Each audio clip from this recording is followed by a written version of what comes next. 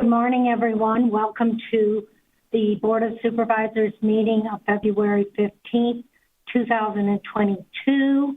Roll call, please. Supervisor Christie. Here. Supervisor Grijalva. Here. Supervisor Hines. Supervisor Hines. Supervisor Hines. Here. Supervisor Scott. Here. Chair Bronson. Here. Let the record show all members are present. This meeting is being conducted virtually. So please rise now for the Pledge of Allegiance to be offered by Supervisor Grijalva with a land acknowledgement statement to follow. I pledge allegiance to the flag of the United States of America, and to the republic for which it stands, one nation, under God, indivisible, with liberty and justice for all. Yo le doy mi altar a la bandera de los Estados Unidos de América, la república que representa una nación bajo Dios, indivisible, con libertad y justicia para todos. Thank you, Supervisor. I believe Chairman Yaqui of the Pascua Yaqui is available for the land acknowledgement. Good morning. Buenos dias. How's everybody doing? It is my honor and pleasure to read this on behalf of all our people in Pima County and all the surrounding communities. On behalf of the Pima County residents, we honor the tribal nations who have served as caretakers of this land from time and respectfully acknowledge the ancestral homelands of Tohono O'odham Nation and the multi-millennial presence of the Pascua Yaqui tribe within Pima County, consistent with Pima County's commitment to diversity, inclusion, strive towards building equal partnership relationships with Arizona's tribal nations. May God help us all, and thank you for the acknowledgement on behalf of the tribes. God bless you. Thank you, Chairman. Thank you for joining us today. We are most appreciative. Thank you. Yes. It's good to see you. You're looking well. Same to you. We invite you to come over and visit us whenever you want to, any one of you on the screen. And we are getting ready. Well, Easter is coming kind of late this year, but you, I think, are getting ready. You want to talk a little bit about the Easter ceremony, what goes on, during the Easter ceremonies, and if you're willing to talk about that now? Yes. One of our biggest holidays, as we say, or time for us to honor the Tehua'ania, which is, where our people live in the spirit world. For us, I think it never goes to by saying, the elders told us, Enchi Mampotawak, which means it's in your hands. And I never understood it as a young man until I grew up a little bit more. Then my grandfather said, it's everything you are as a people, whether it's culture, whether it's music, whether it's language, whether it's taking care of the land. It means it's in your hands. And from now on, you are the steward, and you have to leave it in better shape than what was given to you. That is your quest in life, he said. Just like the ceremonies, there are villages throughout southern Arizona and in Tempe and Guadalupe where we still blend the Christianity and the ancient traditions of the Yaqui from north to south. And even then, for hundreds and thousands of years, even before the colonization of the Europeans, these ceremonies, and of course, had a lot of talks with Mr. Jim Griffith, and he was my good traveling buddy when we went to Sonora.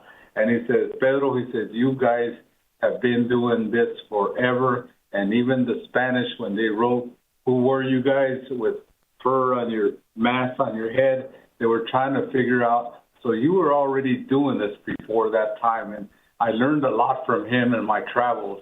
And that's what makes this holy time and the inclusion of a higher power and the story of Jesus Christ a lot more powerful, because our people already believed in a lot of things, and then Christianity came later. But we blend both of them in the cultural setting there of La Plaza. So thank you and blessings to all. Every single day, is the way we live and try to do and serve under a higher power and the good guidance of our Lord. Thank you for that wonderful statement, and looking forward to working with you as we move forward with our new normal. And, yes, and I want to thank you also for the permits, Adelita, and everybody that made that possible. You know, what happened last year, I went to the wetlands right there by Camino del Cerro, and the young man was nice, and he told me, sir, you're trespassing. I said, I could say the same thing about a lot of people that came after us, but that's okay. I said, you're a nice young man. And he said, you know, your vehicle's not allowed here. And, you know, and he was nice. He said, finish what you're doing, and then I won't say nothing, but you need to leave before you're arrested. And I said, all right. I said, but he was nice. And I thought about it, and I said, you know, me as a little boy would always go down there to the rivers along the Silver Bell and Santa Cruz. And I remember my father's getting his old 56 station wagon stuck in the mud there because we were looking for spinach. We were looking for spinacas or quelites, and we were also looking for verdolagas that grew all along now where all those houses are and the golf course and all that. And in 1957, when I was born, it wasn't as developed, so we could go and harvest food. You know, that was one of our mainstays, which was the vegetables that grew there naturally. And I remembered as a little boy, my grandfather always told me, you know, there's a lot of things in the desert that will sustain you, including from the cactus, including the cactus barrel, the seeds that come in the little yellow pod there and all that. All of that is edible. So I was taught by a lot of them. And then that's what reminded me of this. Maybe we need to do something better. So I look forward, and thank you for the permits, but I also look forward, if possible, and I was talking to Carl, our gentleman that does our cultural preservation specialist, the PhD gentleman we have here. When can we start the restoration, just like the releasing of the water back in there again, but putting the trees that we grew up as little kids, the alamo, the desert willow and all that back, and making it the way it was before. So I look forward to that and a partnership on how we can replant the area and beautify it. Yeah. Well, thank you so much for sharing that with all of us, and we will be in touch. And Absolutely. Yep, no, you've gotten our ear, so let's see. Doors and ears and hearts are always open to any member of the board. We thank you, and we want to host you and welcome some of you whenever you want to come to the Pascua Yaqui tribe or the villages right there in Baca Pueblo or on Grant Road or Marana and all that. We have lived here for thousands of years. According to Carl, our expert, it's 800 BC can be traced at Yaqui's presence in this area. Amazing. Thank you for sharing all of that with us. Thank you. All right, so now let's move on. And really, that was inspirational, Chairman, and again, thank you. We're going to move on now to item 4 on the agenda, pause for pause. Are we ready?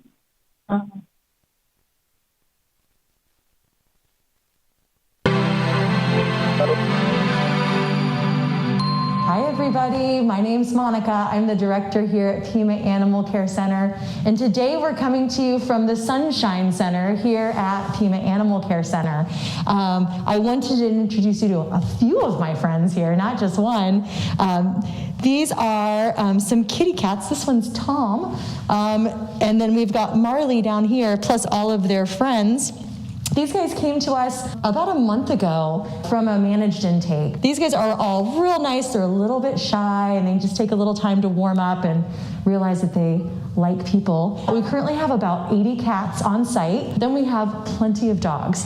We've got about 400 dogs on site, and we get new dogs in every day. So we've got a little something for everybody.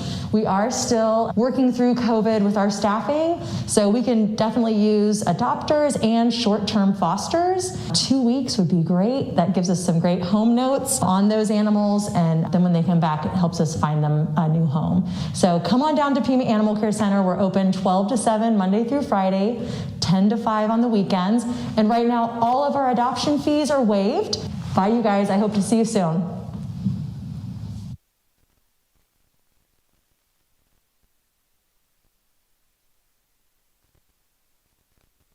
thank you. And those kitties look amazing. I wish I were in a position to adopt a few, but at this point I'm not. All right, let's then, we have, before we move on to call to the public, we have some amendments to the agenda on addendum item number 14, grant application acceptance, acceptance, grants, management, and innovation, correction to grant number. It should be GTAW 2020 or 22-87. And then on addendum item number 16, board, commission, and committee, Fair Horse Racing Commission, it's a correction to the term expiration date. The expiration date should be 1/16/23. If there are no objections, the agenda will be so, the agenda will be so corrected. All right, no objections, so agenda is corrected. And now we move on to call to the public. We have a number of speakers, and there are quite a few. So at this point, you have 2 minutes. Please abide by the rules of civility. And again, you have 2 minutes. And I want to also at this point indicate that we have received 69 comment letters requested to be read into the record at our meeting. 68 are in opposition to vote centers and or e-poll books, and 1 is in opposition to the extension of the mask resolution. They have all been distributed to the district offices, and we will upload them as backup material to this agenda. And with that, we will move then to call to the public. Our first speaker is Lori Irwin. Good morning. Good morning. This is my first time speaking, so I really don't know the structure here, but I was just alerted that we're still trying to extend mandates for the kids' masks in school, and I'm definitely opposed to that. I have grandchildren and children, in the districts, and just hoping that we cannot continue to mandate masks nor vaccines or any of these things. I have a son who, could lose his job if he doesn't get vaccinated. Some people health-wise just can't do the vaccine. I'm so glad they're coming out with other things that they can then help people with if, they need to. And then I understand that we were also discussing the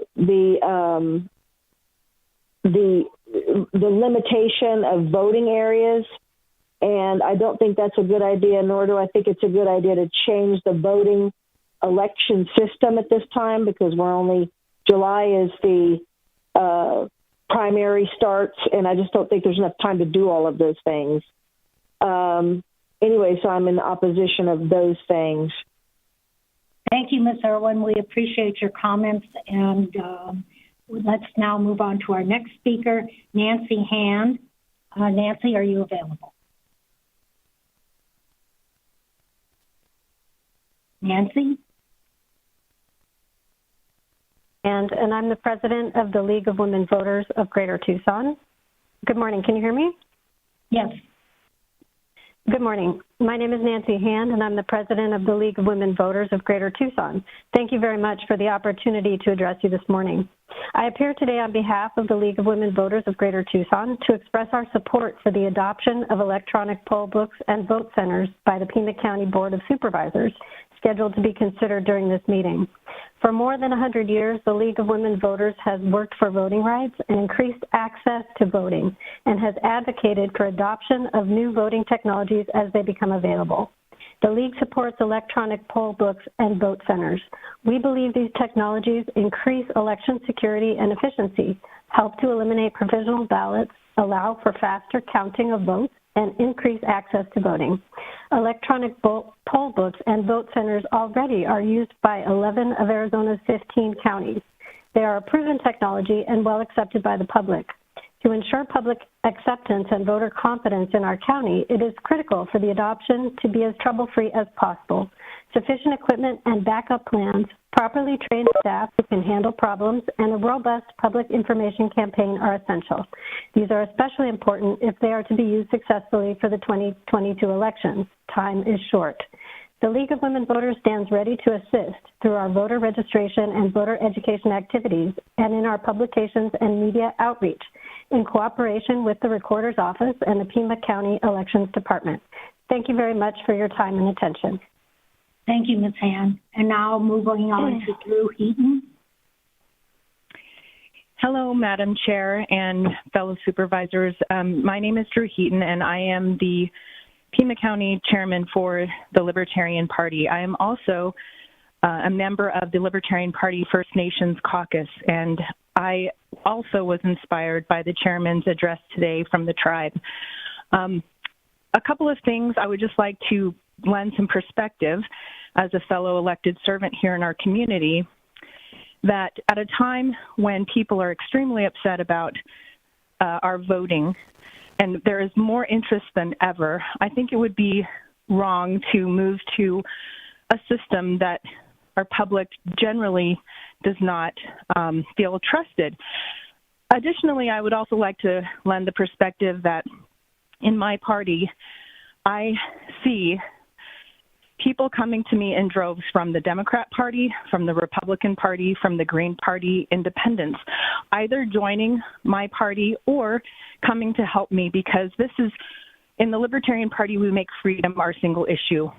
There are primary issues, and then there are values, and then there are secondary values, and which I would call preferences, that I think the majority of people in our community accept that we are different, but that we can choose to live peaceably together. So I'm increasingly alarmed that in this body and other bodies, there's this sort of what we call partisan or party politics, and that really isn't representative of what I see out there. I think that's true of perhaps the leadership, but the people out there are honestly coming together.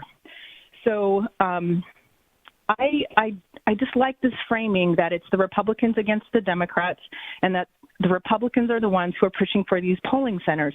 That would not be true, and I have anecdotal evidence coming to me every day that that is not the case. Also, thank you, Ms. Heaton. Thank you. Yeah, I appreciate the comments, and again, thank you for joining us. Moving on to Brian Bickle.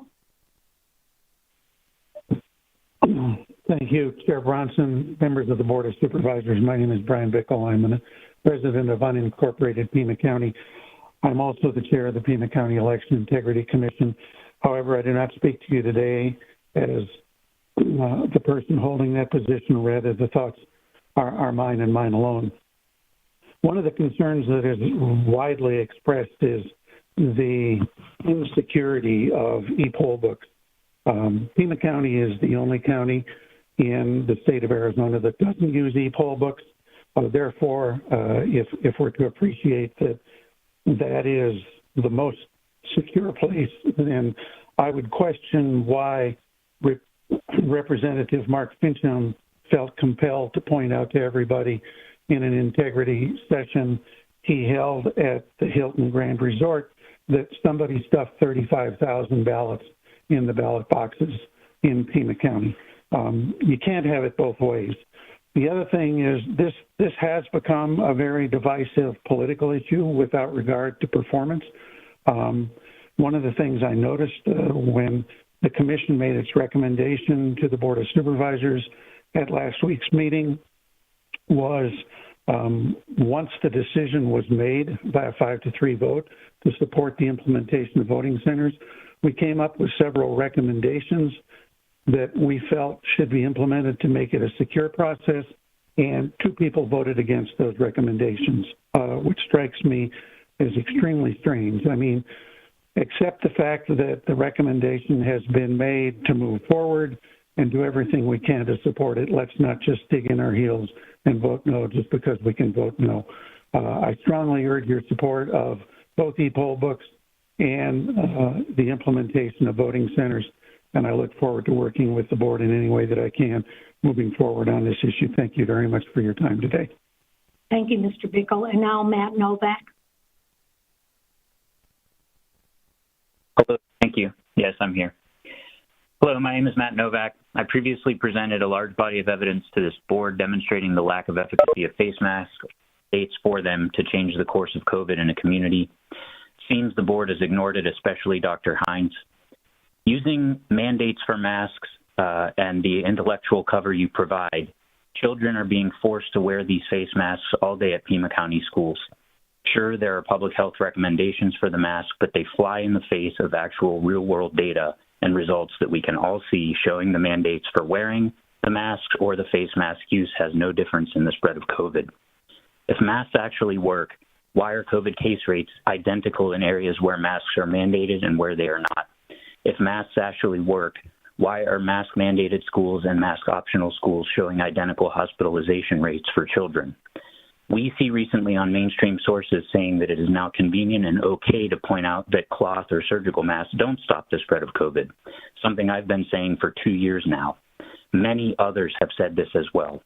Predictably, we hear pushes for N95 masks. If those work, why are areas in Germany where they are used at 98% compliance as mandated experiencing the identical case rate to areas where N95 masks are not mandated? I showed you these data last month as well.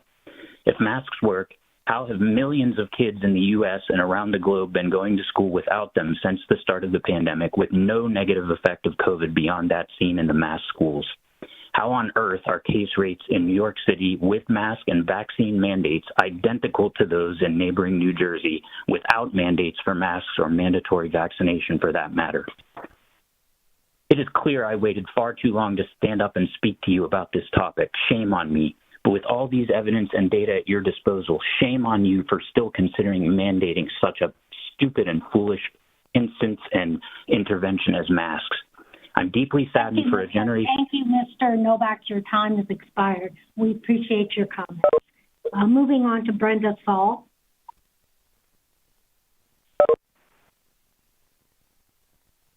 Is Ms. Saul available?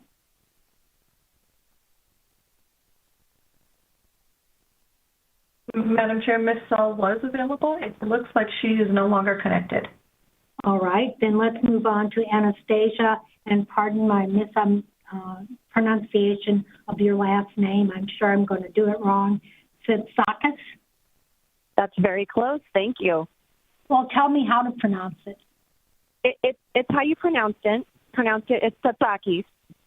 Okay, accent in the wrong place. Got it. Thank you. Yeah. Proceed.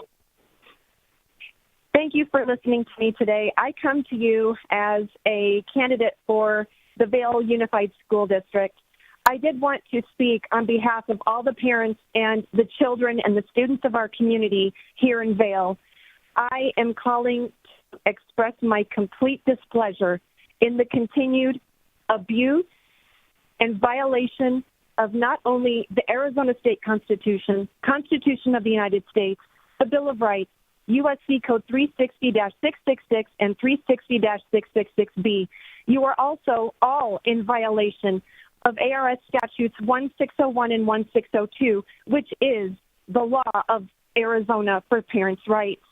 You are all committing abuse against our children. Our children for the last 2 years have been violated, abused mentally and physically by wearing masks that are considered medical devices. The abuse that has been rendered upon our children is unwarranted and heinous. As for Dr. Hines and Dr. Cohen, who claim themselves to be doctoral authorities, you do not have medical authority to dictate to any of us what we should or should not do, let alone be arrested as far as being an unvaccinated person. You are criminals and should be tried as such yourselves. You cannot arrest anyone for being unvaccinated. Asking for vaccination status is illegal. You all have been practicing without a license as a body. The Pima County Health Department has also committed a crime in violating Arizona State Statute 36-789. You have violated the quarantine orders, and you are required by law to get a court order for a quarantine for any number of time within 10 days of a said quarantine being placed. In addition, you are placing our schools in jeopardy because you are forcing schools to quarantine children against the law of the state of Arizona. You all Thank you, ma'am. Your time has expired. We appreciate your comment. Moving on to Kristen Johnson. Hi, can you hear me? Yes, I can. Hey, hello. I'm a 20-year resident of Pima County. My daughter was terminated from employment for not consenting to a medical intervention you, the Board of Supervisors, voted to require of her.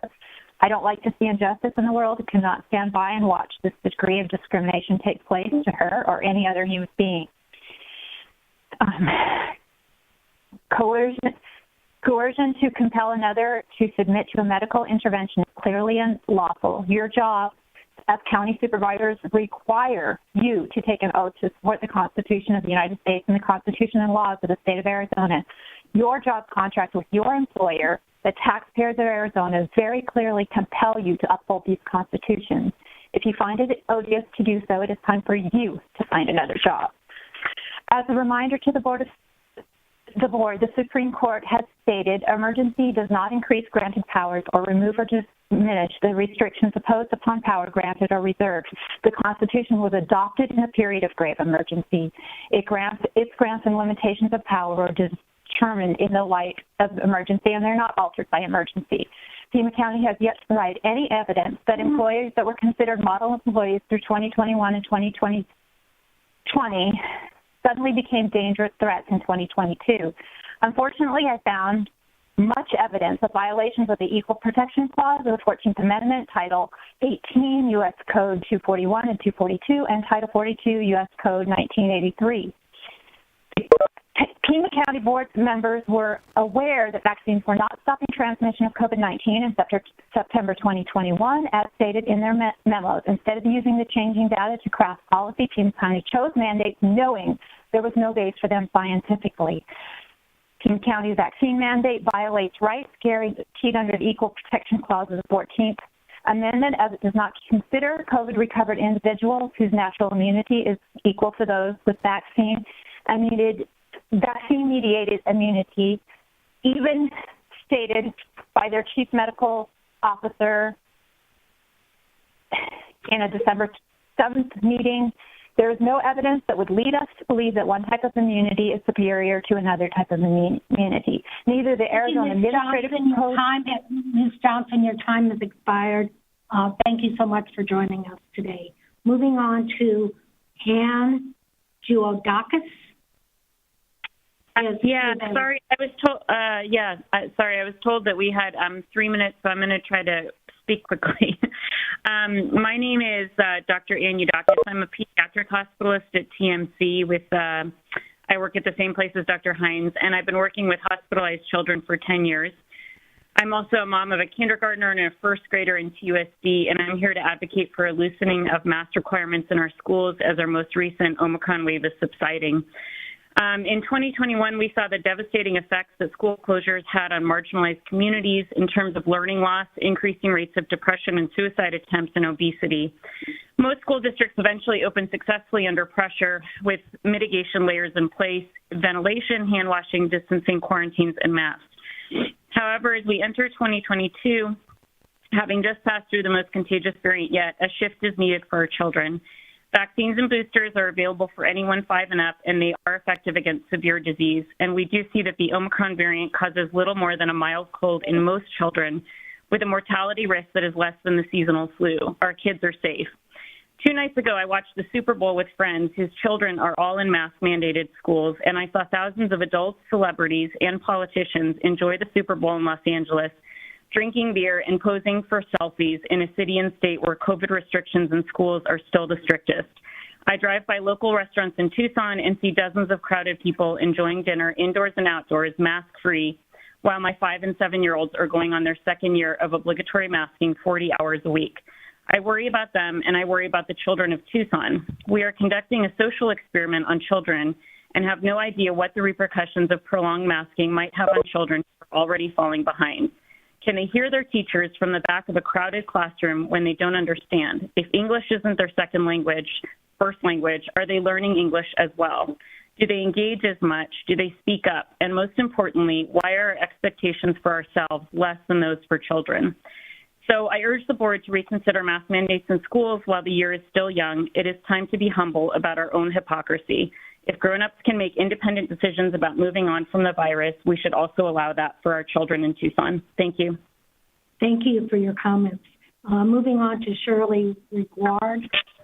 Shirley, are you available? Yes, I am. Proceed. Following at least one previous board meeting, Member Hines was reprimanded by the board attorney for breaking the rules of procedure by purposely interrupting a caller multiple times. This alleged chastening was not, unfortunately, had any effect on Member Hines, as his offensive behavior has continued.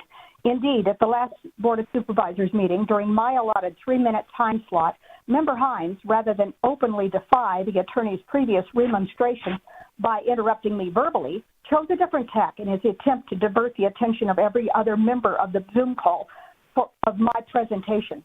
His tactic, he held up a handmade poster of alleged facts and figures that he hoped would convince the board that I was recounting misinformation in an attempt to influence their opinions. More importantly, it virtually prevented any board member who was present from being able to pay attention to my talking points. This board member's juvenile display, an obvious attempt to divert the attention of the members in their responsibility to focus on my 3-minute presentation, he succeeded in an end-run attempt to circumvent and defy the attorney's specific instructions to not interrupt the person who participates in the call-in program. This behavior is a blatant demonstration of defiance, signifying to the public and to the board at large an in-your-face defiance that Member Hines is personally above the law and that restrictions and limitations do not apply to him. Why, Sharon Bronson, is this type of behavior allowed to continue? Does Member Hines hold some special position that supersedes all of the existing laws of conduct and decorum? Such blatant disregard of procedure should have immediately been called as a point of order challenge. Member Hines is being given specific and illegal privileges that would not be tolerated or permitted of other board members. Surely the attorney who has oversight of the board is not aware of this overstepping by Member Hines. Because of this obvious disregard for procedural practices, I am calling on the resignation of Members Hines and Chairperson Bronson. I will make every effort going forward to assure that neither of these people are able to represent Pima County residents. Thank you, ma'am. Your 2 minutes are up. I appreciate your comments. Let's move on to Priya Sundaresan. Is she available? Hi, can you hear me? Yes. Okay, yes. Priya Sundaresan, Pima County resident, and I'm calling to speak in favor and support of the vote centers and e-poll books proposal because they promote our freedoms and right to vote. For the last few years, I've worked in voter protection and providing voter information in Arizona to voters to ensure that everyone has access to cast their ballot. You've heard from others about the benefits to election security and ballot processing that will result from this move. I'll tell you that in my own experience, there's nothing more devastating than to hear about voters who have spent so much time and effort to find a polling place that they believe is the correct one, only to find out that they're not in the correct location. Often they don't have time to then find the proper location or have the means to get to the next location before they have to go to work or before voting ends for the day. And this is particularly difficult for rural voters and those on the reservations for whom getting to that next location might be a question of an hour drive or so. And so vote centers and e-poll books will change all of that because Pima County voters will be able to cast their ballots no matter which Pima County voting location they're at. There should be no concern with confusion over a switch to the system because this change would serve to reduce voter confusion because the voter will show up at that Pima County voting location and they will receive a ballot. They won't have the confusion over being told that they're in the wrong place. And so therefore, I really urge you. Thank you. Thank you for your comments. Okay, Stephanie Kirk. Is Stephanie available? Vote. Also, those voting today to extend the unconstitutional mask mandate will be responsible for continued rise in suicides and risk legal action taken against you where you will be personally liable. Under 21 Code of Regulations, Sections 50.23 and 50.24, it is illegal and a felony to force anyone to participate in an experimental program using coercion. If this isn't all about money, then maybe Matt Hines can address why the hospitals receive funding for each COVID death, COVID diagnosis, the use of a ventilator, and the use of remdesivir. Remdesivir was proven unsatisfactory in a 2018 Ebola study where organ failure, including kidney failure, were seen alongside hypertensive related cardiac issues and even death, which may be why the WHO advised against the use of remdesivir. Imagine becoming ill in a hospital where your doctor doesn't give you medical freedom like Matt, choosing your recovery, but states that if you don't take that doctor's advice, you will be charged with murder and lose your freedoms in society. Our Board of Supervisors said just that. Under 18 U.S. Code Section 231 and subsection 802, anytime a citizen government forces another to do something, it is not only coercion, but domestic terrorism. This is a felony that comes with a 99-year prison sentence and up to $100 million fine. Why are our schools selling our children's health to Big Pharma? Under 21 U.S. Code Emergency Authorization 36 BBB states that it's illegal to force any UA products, not to mention under 1-602, the Parents' Bill of Rights states that parents have the final say in the care of their child. The schools are accepting bribe money through the ARP ESSER 3 funds to push unconstitutional expectations upon our children, like quarantine, testing, injections. Through this money exchange, the school must meet certain requirements to receive the funds to repurposing federal equipment and supplies to combat COVID-19. So far, TUSD received $172,975,217.32 in funding for implementing these tyrannical rules to the ESSER 3 funding. This feels like a conflict of interest, just like your time has expired. Thank you so much for joining us today, and we'll take your comments under consideration. Thank you. And then I'm going to ask Madam Clerk, is Brenda Saul available now or not? Madam Chair, she is no longer available. All right, that then concludes our call to the public. We're now going to move on to the addendum agenda. Addendum number one, item number one, presentation of a proclamation to Dr. Cherie Meeks, President of NAACP Tucson Branch, proclaiming the month of February 2022 to be Black History Month in Pima County. I'll move the item. I'll second. Motion and a second. If there are no objections, motion carries. And Supervisor Grijalva, would you read the proclamation? Sure, thank you. Whereas in 1926, Dr. Carter Woodson, a Harvard scholar, established an observance and celebration of African American history, and since 1976, Black History Month has been recognized nationally in February. And whereas Black History Month celebrates the many vital achievements and contributions of African Americans in shaping our country, our society, and our culture, and whereas the observation of Black History Month provides an opportunity to gain a deeper understanding of African American history and its role in creating modern American democracy, whereas we must acknowledge and pay tribute to the generations of individuals who struggled with great adversity, risked their lives for justice, and fought that at times seemed impossible to win, and continue to strive for equity in the American dream. And whereas African Americans are engaged throughout our society as our friends, neighbors, scholars, teachers, business operators, community leaders, and contributors to the quality of our lives. And whereas the observance of Black History Month called our attention to the continued need to battle racism and build a society that lives up to its democratic ideals.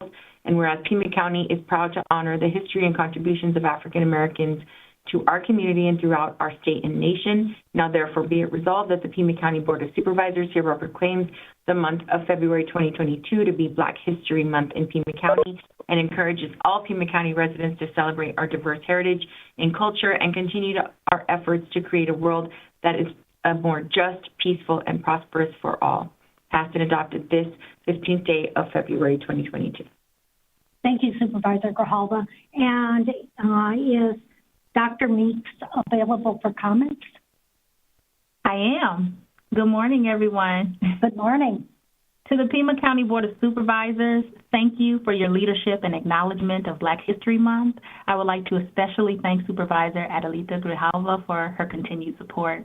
My name is Dr. Cherie Meeks, and I serve as the president of NAACP Tucson. I also serve as the Assistant Dean for Programs, Diversity, and Inclusion in the W.A. Franke Honors College at the University of Arizona. It is an honor to accept this proclamation. The first Negro History Week was established in 1926 by historian and scholar Dr. Carter G. Woodson. It was in 1976 that President Gerald Ford officially recognized the month of February as Black History Month. Although the shortest month of the year, February was intentionally selected because of the birthdays of President Abraham Lincoln and abolitionist Frederick Douglass. So today is special because we celebrate Black History Month in Pima County.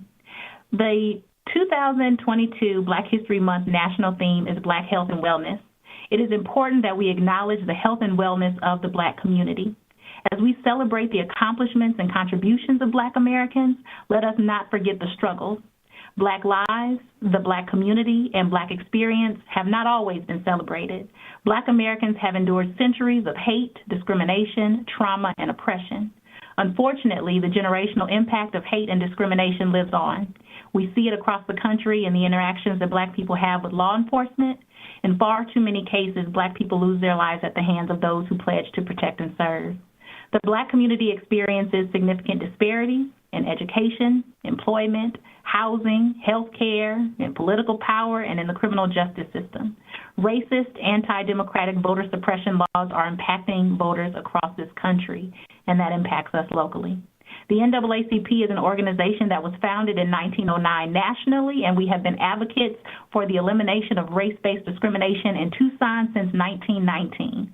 The NAACP understands the collective power of the Black community and strives to ingrain this into everything we do, from fighting voter suppression and challenging inequality to uplifting and investing in our communities. And I would like to publicly thank the Board of Supervisors for supporting our bail reform initiative. I lift the names of a few of our local leaders: Donna Liggins, Doris Snowden, Clarence Boykins, Sam Newsom, Pastor Grady Scott. Without Black history, we miss the fullness of American history. Black Americans have propelled our country forward in every chapter of our nation's story. Black history is made every day. So although we designate this month as Black History Month, do not be confined to celebrating, honoring, and uplifting the experiences of Black Americans to the short month of February. Teach Black history. That means the accomplishments and stories of triumph, but the full story, which sadly includes oppression, discrimination, and trauma experienced by Black Americans. There's still much hard work to be done and so much history yet to learn from, to be made, and to be celebrated. Thank you, Board of Supervisors, for this proclamation, Black History Month in Pima County. I think the proclamation was interesting, but your words are inspiring. Thank you, Dr. Meeks. Thank you. Absolutely. All right, then let's move on to our next item. And thank you again so much for joining us. And if your comments are written, could you give them to the clerk of the board so we can put them on our webpage? I will do that. Thank you. Thank you. All right, let's move on. Then I'm going to go back to the addendum agenda again and our executive session items number 2 and 3. I'd entertain a motion to move into exec. Second. Okay, I'll pretend I made the motion. Let's move into exec. We have a second from Supervisor Grijalva. If there are no objections, we will now convene in exec and reconvene in regular session at the conclusion of the executive session. Thank you all. Thank you.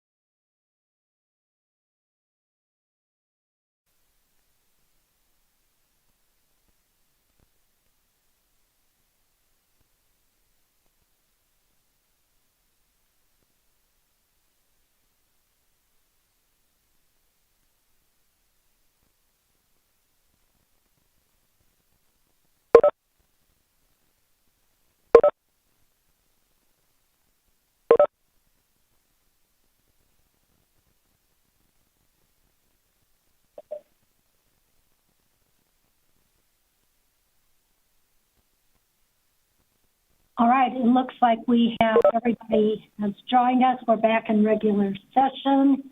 We had 2 items on exec session. Item number 2 was for legal advice and direction regarding a settlement offer in the matter of Finerman Trust.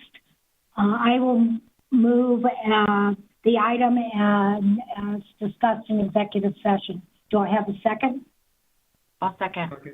There's a motion and a second to move regarding the settlement offer. Is there any discussion? Any objections? I object. One objection from Supervisor Hines. Any other objections? Hearing none, motion carries 4-1. Item number 3 is legal advice regarding conflict of interest later requested by Mesh, Clark, and Rothschild. I'll move to waive conflict. Second. Motion and a second. Any discussion? Any objection? Hearing none, motion carries. All right. That brings us back to our regular agenda then, and we are now on item 6, Flood Control District Board. There are 2 items. Item 6, riparian habitat mitigation, and item 7 is also riparian habitat mitigation. If nobody wishes to divide the question, I'll move both those items. I'll second. Motion and a second. Any discussion, any objections? Hearing none, motion carries. We now move on to, again, we're now moving on to item 8, Wildflower Community Facilities District. It's a canvas. I will move the item 8. I'll second. Motion and a second. Any objections? Any discussion? Any objections? Hearing none, motion carries. Moving on to we're now sitting as the Board of Supervisors. We're on item 9, the consent calendar. Does anybody wish to divide the question? Chair Bronson? Yes. If we could pull item 2 and item 8, please. 2 and 8. Okay. Chair Bronson, Yes. could we pull item 14? 14. All right.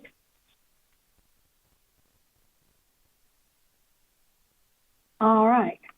Anybody else wish to divide the question?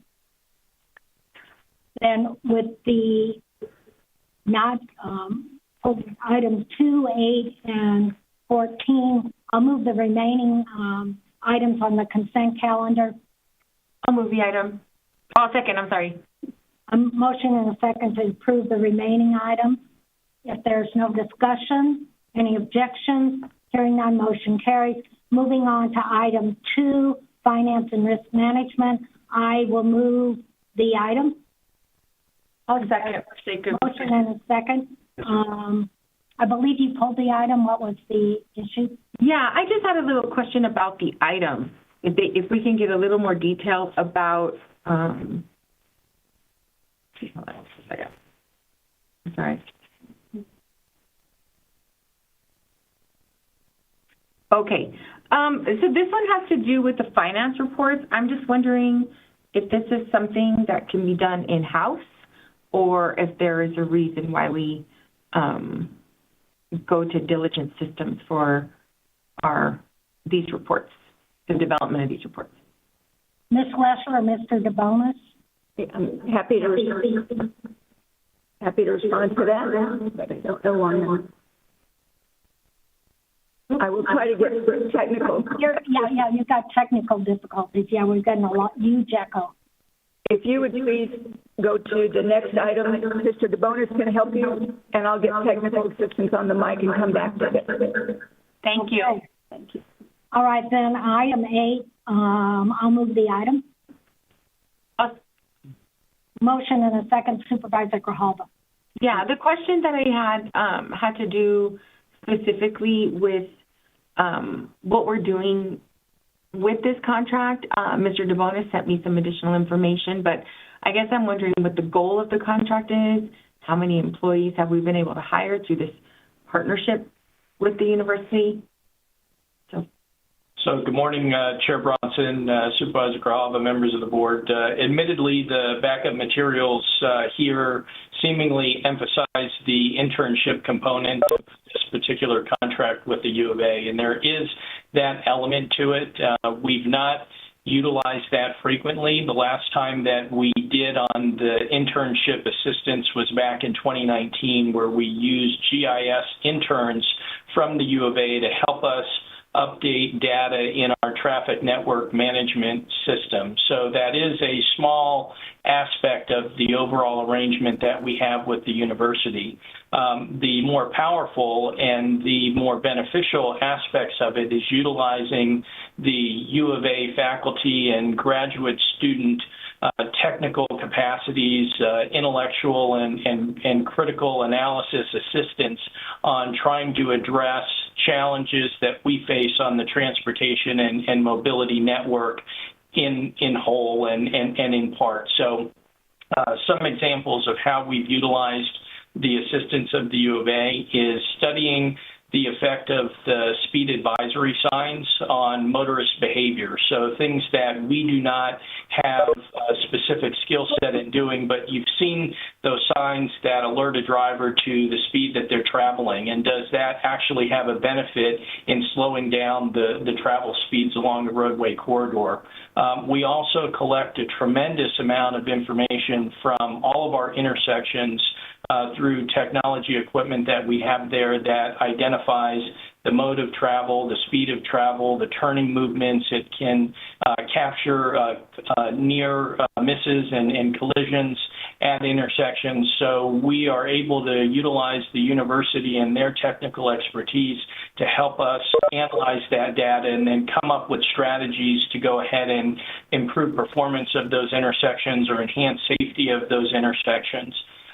We've also utilized them to help us model the effects or the potential impacts of adding improvements to the roadway system. So if we're evaluating building a new roadway connection or a new segment, they can help us analyze what the impact is to the rest of the system and what the adjacent roadways will see by way of reduction in travel volumes or patterns and things of that nature. So it is leveraging the intellectual capacity as well as the computing and data analysis expertise and modeling of the University of Arizona to a far greater extent than the internship component, which is but just a small piece of it.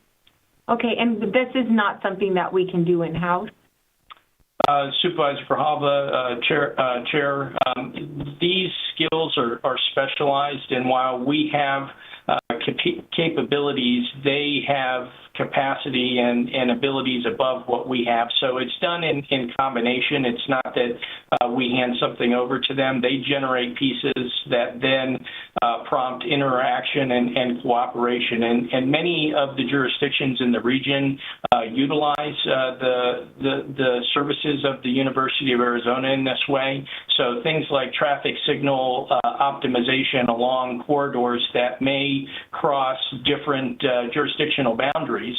So those types of capabilities and the expertise of the university really enhances the capability that we have. It's supplementary too. It's not replacing or displacing skills that we have internally.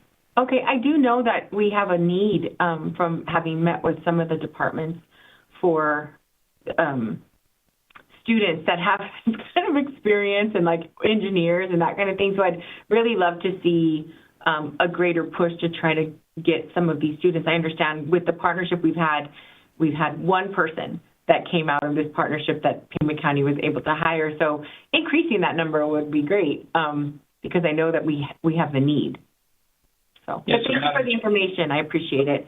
Madam Chair and Supervisor Grijalva, on that point, Dr. Garcia, myself, Acting County Administrator Lesher are working with our Human Resources Department to enhance the ability to go ahead and attract employees, including students coming out of the university system. So those are all points well taken, and thank you for your interest in this particular subject area. Thank you, and I appreciate the information. If there's no further discussion, I'll call the question. Any objections? Hearing none, motion carries. Moving back to item 2, I'll move the item once again. Oh, did we vote on that? Due diligence system? I thought, Yeah. Miss, okay, one. I think we did. Madam Chair, we do have a motion. We had technical. We were just having technical difficulties. Oh, that's right. I'm sorry. And we have a we have a motion, and I believe you seconded it, Supervisor Grijalva. And Ms. Lesher, you're back on. Chair Bronson? Technical difficulties resolved, I hope. Apologies. I think we're now on. Thank you very much. Chair Bronson and Supervisor Grijalva, this is another similar issue to item 8, and it is an individual with whom we have been contracting for about 11 years to provide services to both the Finance Department and Human Resources. This individual has a specialty in unique processes we use primarily when we do the, as we begin to when we do, what do we call it, the shallowing in, or as we smooth into financial systems for payroll. As individuals get some raises, it can impact other classes and other grades, and they help with that process of smoothing. They do not only helping us figure out technically what are the amounts that need to be charged and paid, but then collaborate with the Finance Committee, with our Finance Department and IT to provide for the technical expertise to make it so, and work within the connection between finance and HR. It has been a unique specialty that they've relied on this company and this individual for several years. What I hear is the overall wish for us to continue to look at how we might be able to have these services provided by existing staff and people who actually are on the payroll of Pima County, and we will continue to see how we might be able to migrate this work in the future into county staff. Yeah, I think my big issue is I'm just looking at anything that we're outsourcing and how we can increase the capacity in-house. So I think that would be, in my opinion, I think it's better, but okay, thank you. Thank you. If there's no further discussion, I'll call the question. Any objections? Hearing none, motion carries. We now move on to item 10, and Constable Justice Precinct A. Item A is acceptance of the resignation of the Honorable Kristen Randall, effective February. Chair Bronson, I think we had 14. Madam Chair, item 14 on the consent calendar was pulled by Supervisor Christie. Oh, I'm sorry. Yes, you're right. Item 14 on the consent. I'll move the item. Second. Motion and a second. Supervisor Christie. Thank you, Madam Chair. There seems to be some confusion or some kind of questioning on this particular agenda item, the Judge Pro Tempore appointment of Frederick S. Klein. Is there someone who can just give an explanation of what this appointment entails? And also, it appears to be retroactive. If it's retroactive, why is it coming to the board now? I'd just like a general synopsis of what this appointment allows for or accommodates, and why is it retro? Good question. So, Ms. Lesher? Chair Bronson, Supervisor Christie, I will try to answer. This is actually an item put on by the court, but I believe that this has been, this individual has been providing pro tem services since July. It is my understanding that there was I don't know the reason completely of why it took a while, whether there was, what the error was within the system to actually get it on the board agenda now. But it is a pro tem that's been providing services in that Ajo area, and the courts have requested the certification and ratification of that contract. Well, it was Ajo and Green Valley. Green Valley that provide. And I think Supervisor Christie's questions are deserve answers. So, the item's been moved and seconded, but if you could contact the courts and see if we can get some answers for Supervisor Christie. All right, there's a motion on the floor and a second to approve. Any further discussion? Any objections? Hearing none, motion carries. Now we will move on to item 10 on the regular agenda. And item 10A is acceptance of the resignation of the Honorable Kristen Randall, effective yesterday, February 14th, Valentine's Day, I'll move the item. I move to accept the resignation. I'll second. Motion and a second. Any discussion, any objections? Motion carries. Chair Bronson, I did want to bring up, I know this is something that Supervisor Hines brought up in the past about the use of constables and whether we might be better served trying to come up with another solution. That speaks to item B, 10B. Oh, I apologize. Okay. All right, we now move on to item 10B, and just so people are aware,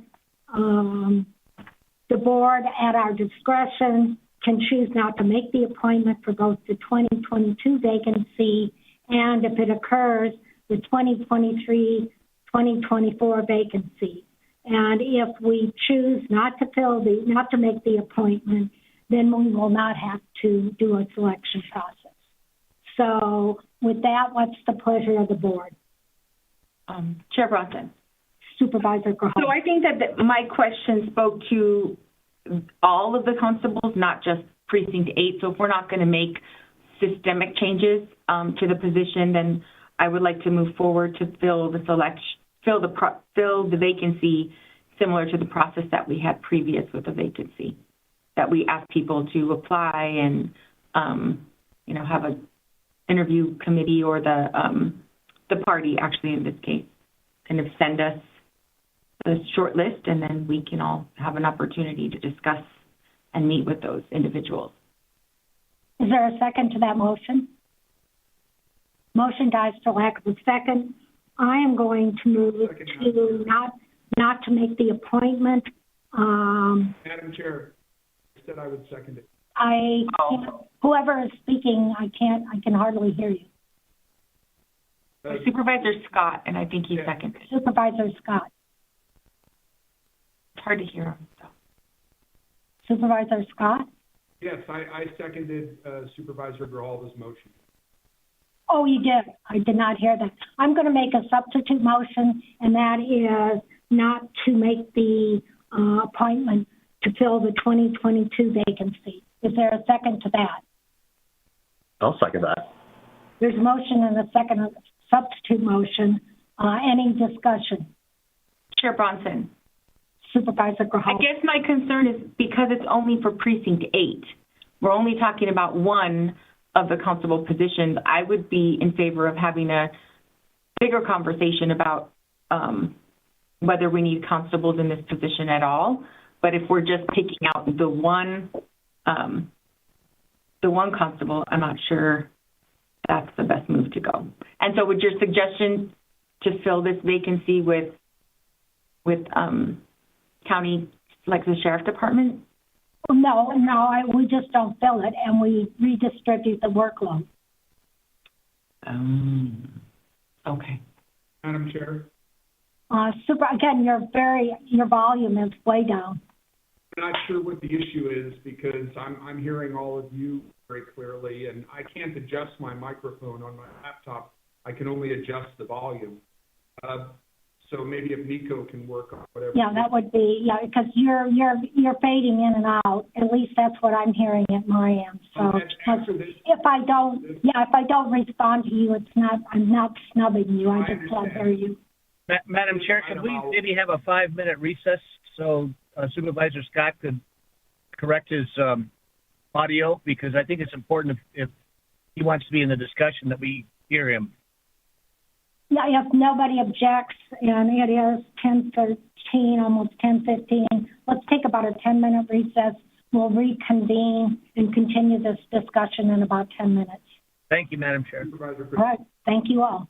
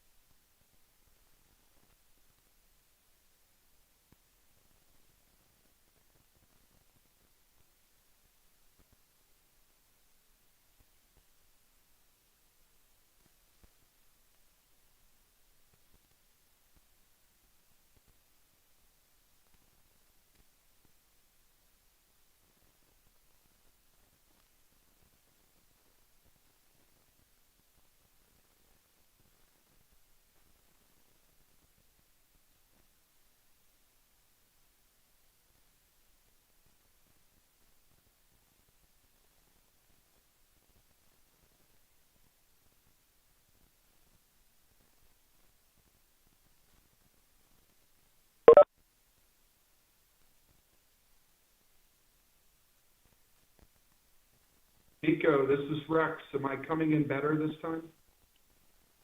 A little bit better, yeah. Now I can't hear you. How about now? Yeah, much better. Okay, very good. Thank you very much, Sharon. Right. Adelita, can you hear me okay? You're pretty low. I'm going to have Elvira send over the mic link that I got because it connects to your system, and I might help because the last meeting you were a little low too. No, but it doesn't. No, you can still. At the last meeting you were a little low too. I'm not sure what it is. It's just like you're muffled. I don't know why. I'm not sure what it is. I can hear all of you very clearly. Yeah. There isn't like a little internal volume, like on the meeting maybe, on your laptop? Let's see. I don't know like a video system settings. I don't know if that's with the microphone or... Yeah, anything on the keyboard? Yeah. On the keyboard, which shows volume on the far right top.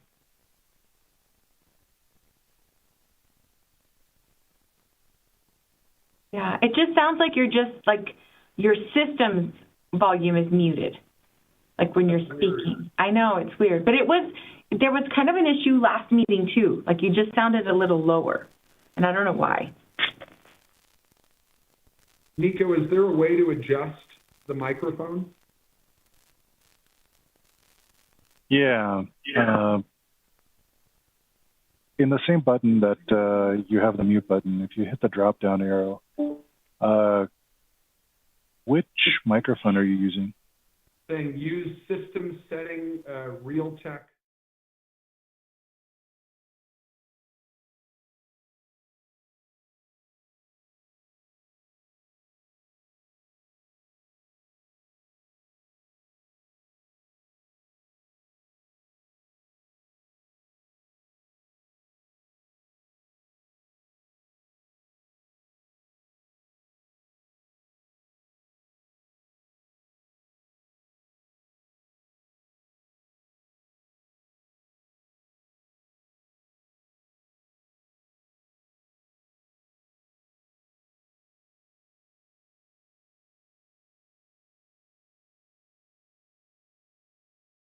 Much better. All right. Wow, what a team. Thank you very much. Yeah, team effort. Yay. Thank you, Nico. All right. Supervisor Christie, thank you for that suggestion of the recess, and thank you all for your tech skills. All right. So we're back on agenda item 10B, and my motion was choose not to make the appointment for the just clarifying my motion, for the 2022 vacancy. If we choose not to fill the appointment, then for the election in 2023-24,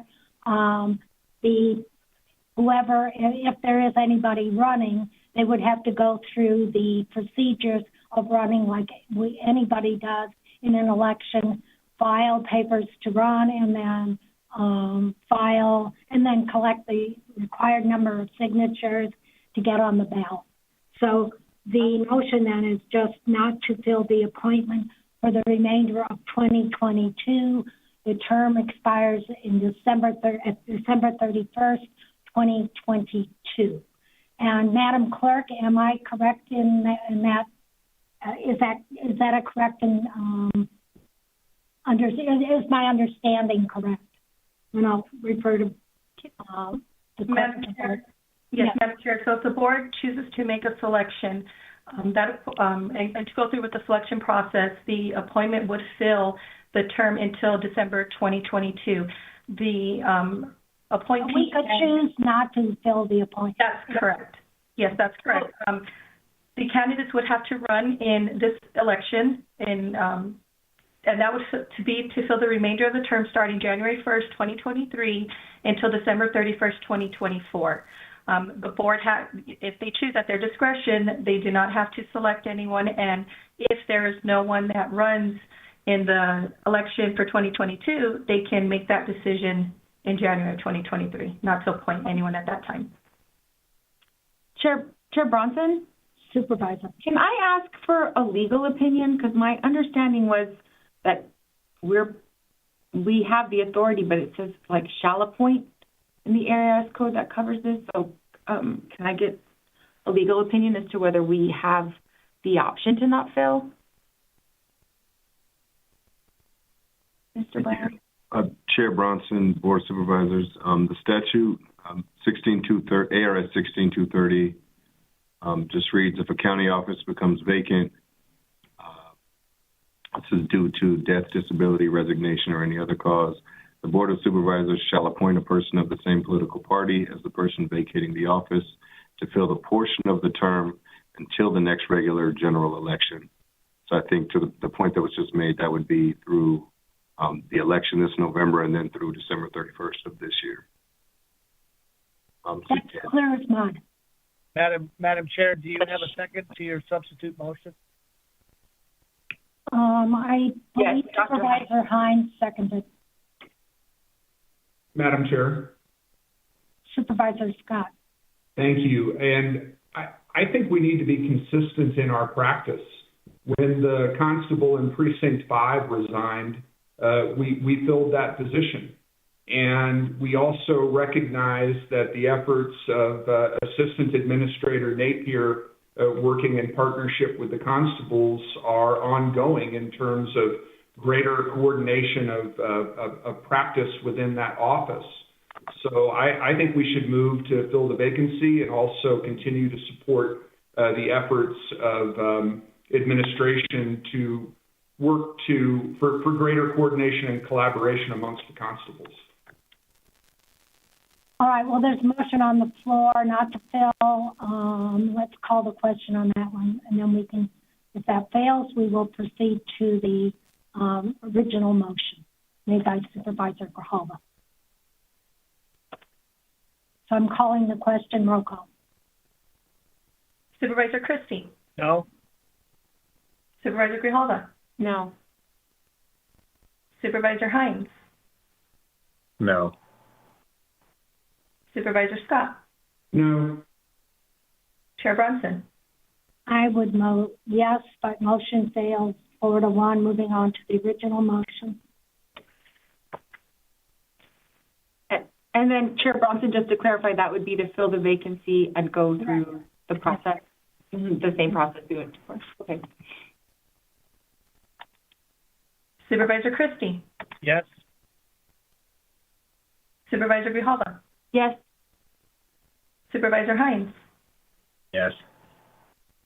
Supervisor Scott? Yes. Chair Bronson? Yes, motion carries unanimously. Moving on to item 11, alternative work schedules. I'll move the item. Second. Motion and a second. Any discussion? Any objection? Madam Chair? Supervisor Christie. I have a couple of questions. I've been going through the background on this agenda item, and I don't see any areas that talk about the cost of implementing this policy. Could I have someone from staff give us a breakdown on what this alternative work schedule policy is going to cost when it's implemented? Chair Bronson, Supervisor Christie, we do not anticipate additional costs. Every employee continues to be paid at a 40-hour work week. We do allow appointing authorities to make sure, while they need to simultaneously make sure the needs of the public are met and that the departmental issues are met, they have the ability to approve alternative work schedules for individual employees on a case-by-case basis. That means, again, everyone will be working the same 40 or 80 hours in a pay period. Some will get that accomplished in 4 days at 10 hours.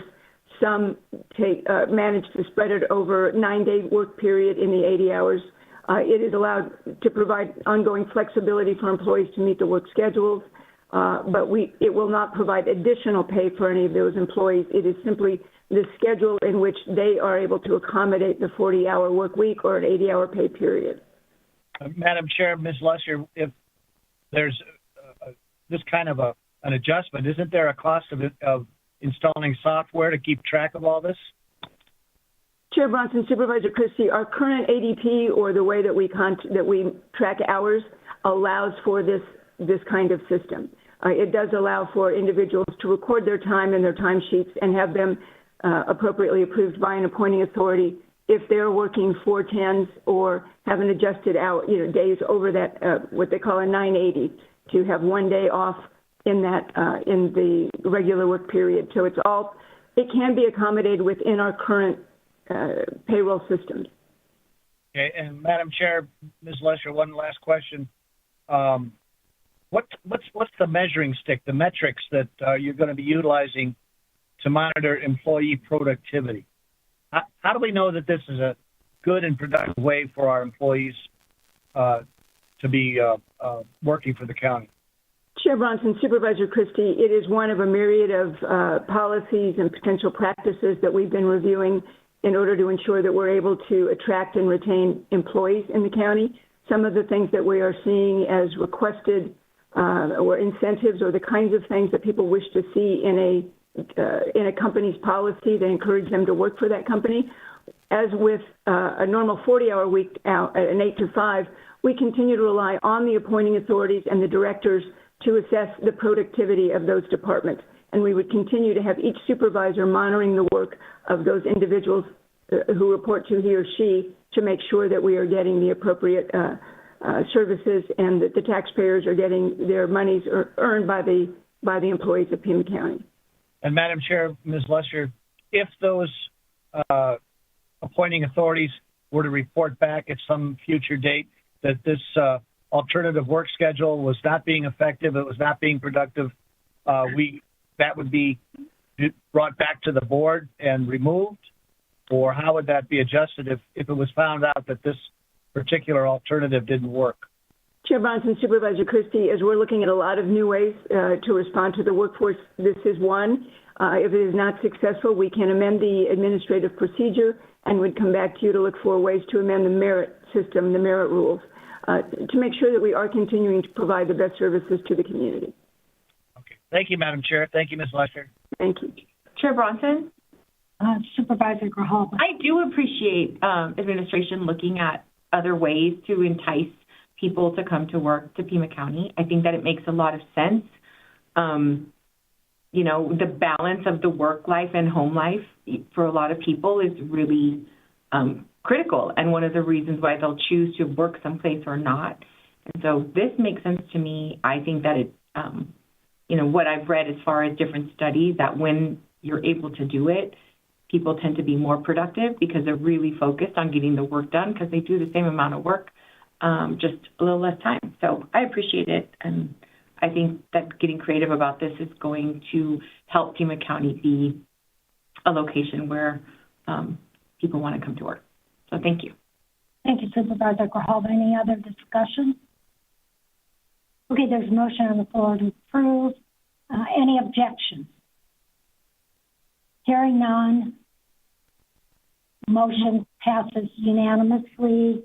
We now move on to item 12, extension and expansion of pandemic outbreak leave. I'll move the item. Second. Motion and a second. Chair Bronson, I was hoping that we could get this item pulled because there were a couple of concerns that I had. I've spoken to Ms. Lesher about them. I think the $4.4 million payout is pretty high. I'd like us to see if we could really talk about, what this payout looks like and whether an across-the-board payout is equitable, depending on how much you make. You are, let's say, for example, if you're making over $70,000 a year here in Pima County, you were probably more likely to be able to work from home and telecommute, where people that, had to come to work every day were probably more likely to get COVID. And so I would like to see a set amount if we're going to go this route. I also think that it makes some sense for us to look at the library district and the stadium district with a different lens, because they have intermittent employees that are, do different things. And they're also not all intermittent employees are in the same category. You have some that the libraries, for example, rely on these people that work 19 and a half hours every single week versus you have some, full disclosure, like my sister who works maybe 4 hours or maybe just subs when they really need help. And so I think that, doing an across the board is not an equitable way to do this.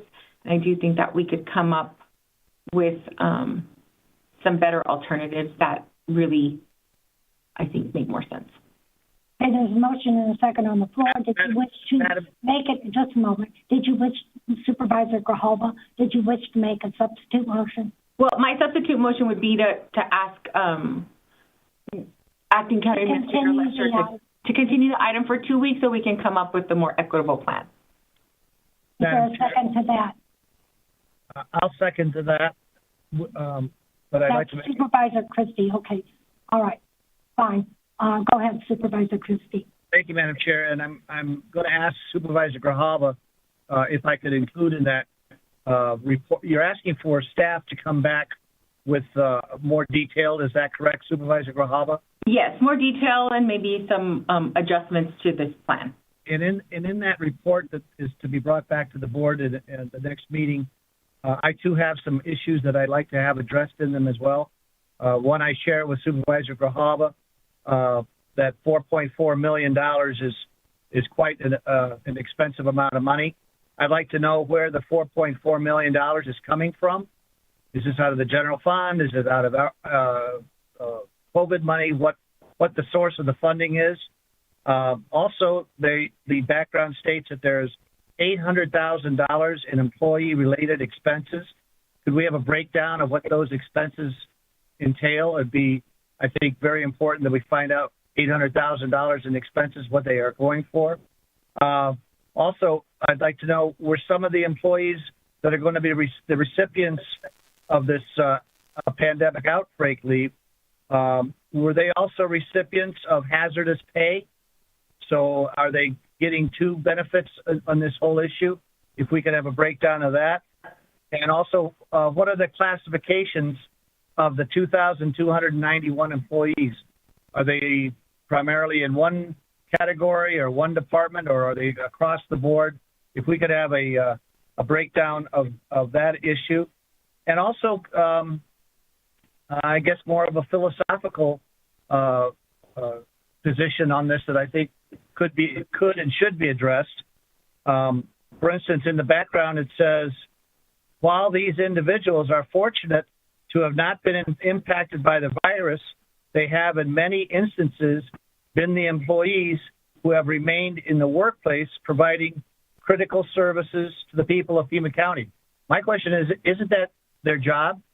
And why are they being paid for doing what they're already paid for, which is to do their job?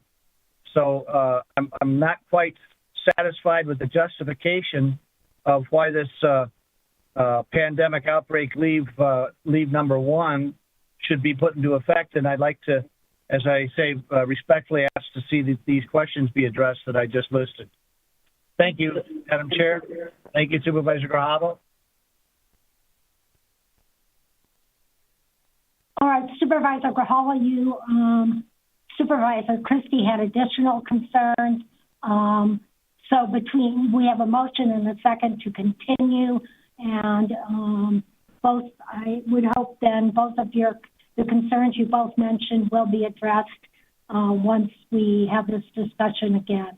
So there's a motion on the floor to continue. Any further discussion? Continue to what meeting, Madam Chair?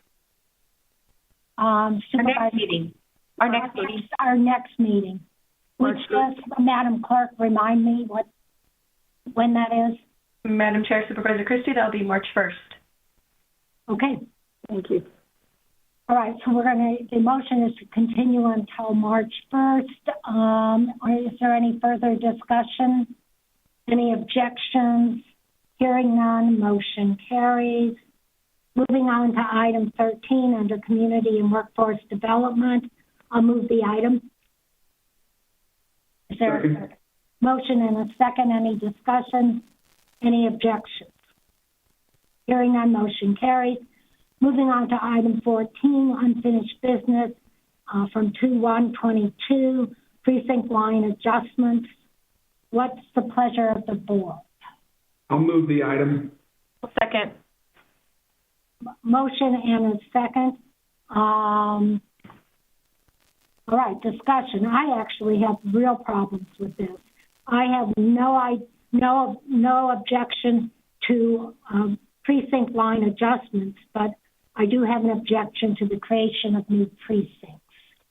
So if I could get staff to address that, and I think Mary Martinson is available. If you could address why the creation of new precincts.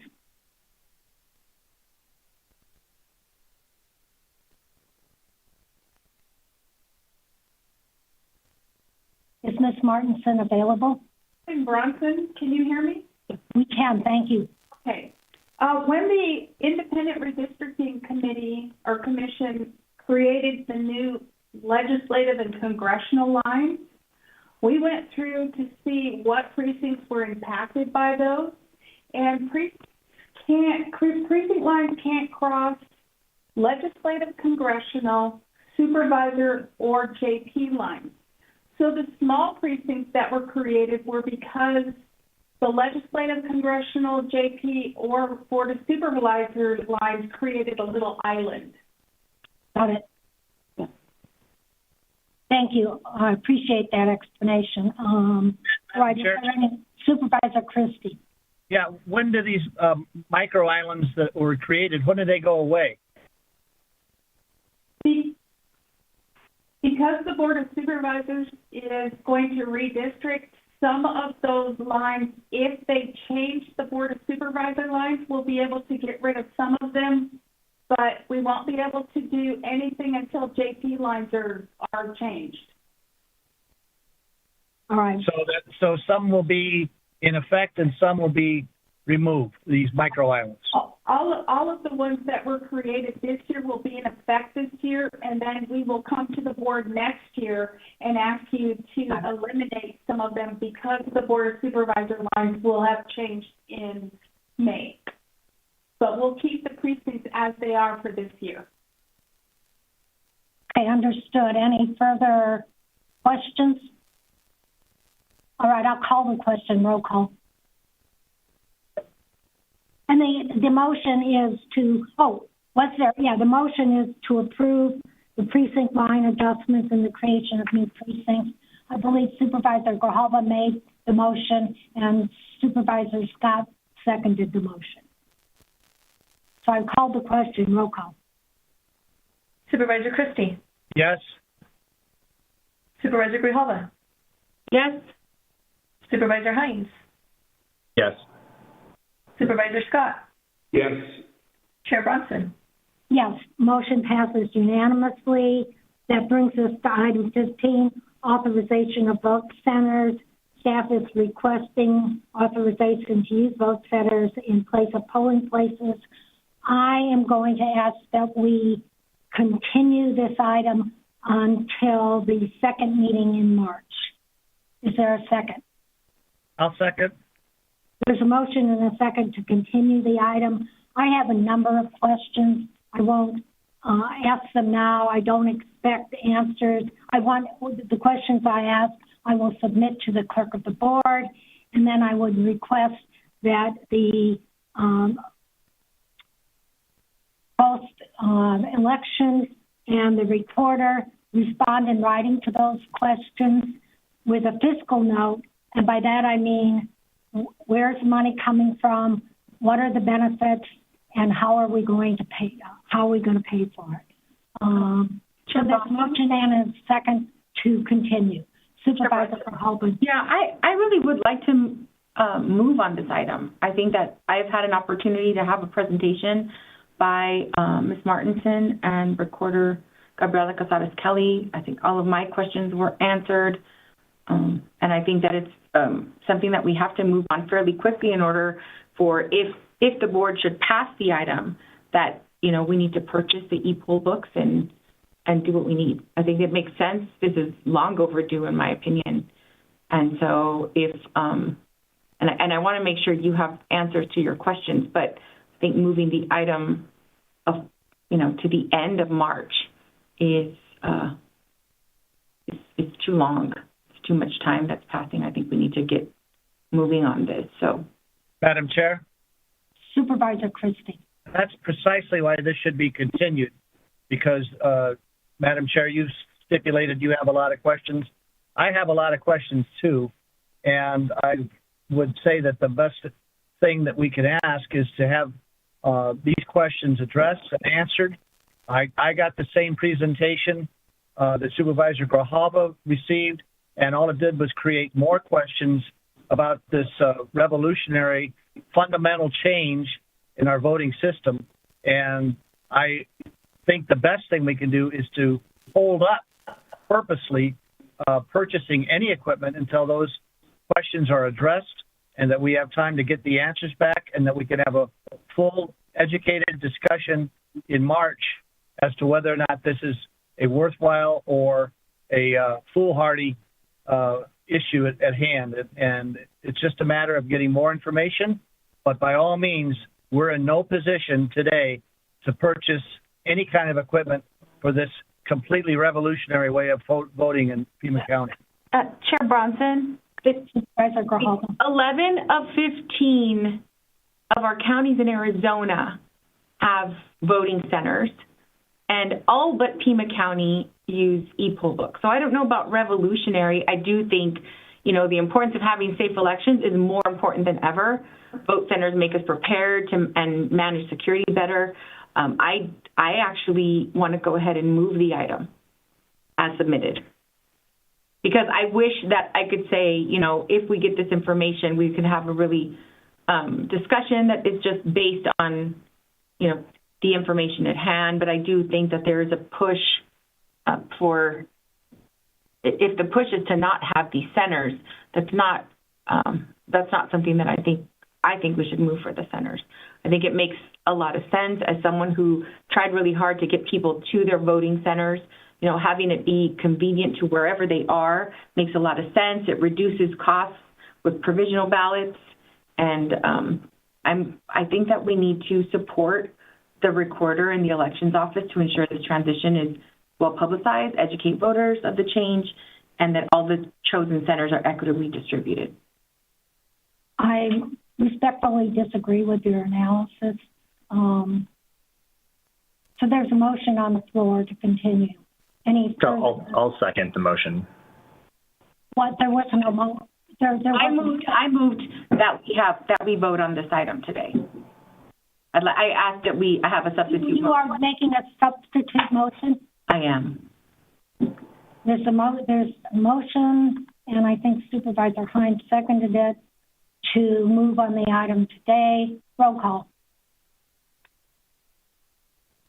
This is on the substitute motion to approve. To approve. No. Supervisor Grijalva? Yes. Supervisor Hines? Yes. Supervisor Scott? Yes. Chair Bronson? No. Motion carries 3-2. I will submit my question, and I was not at all impressed by the presentation by the recorder. I think we're making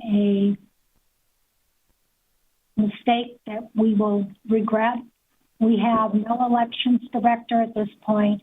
We have a new recorder who has not had the experience, and she has all new staff members who has not had the experience of running an election.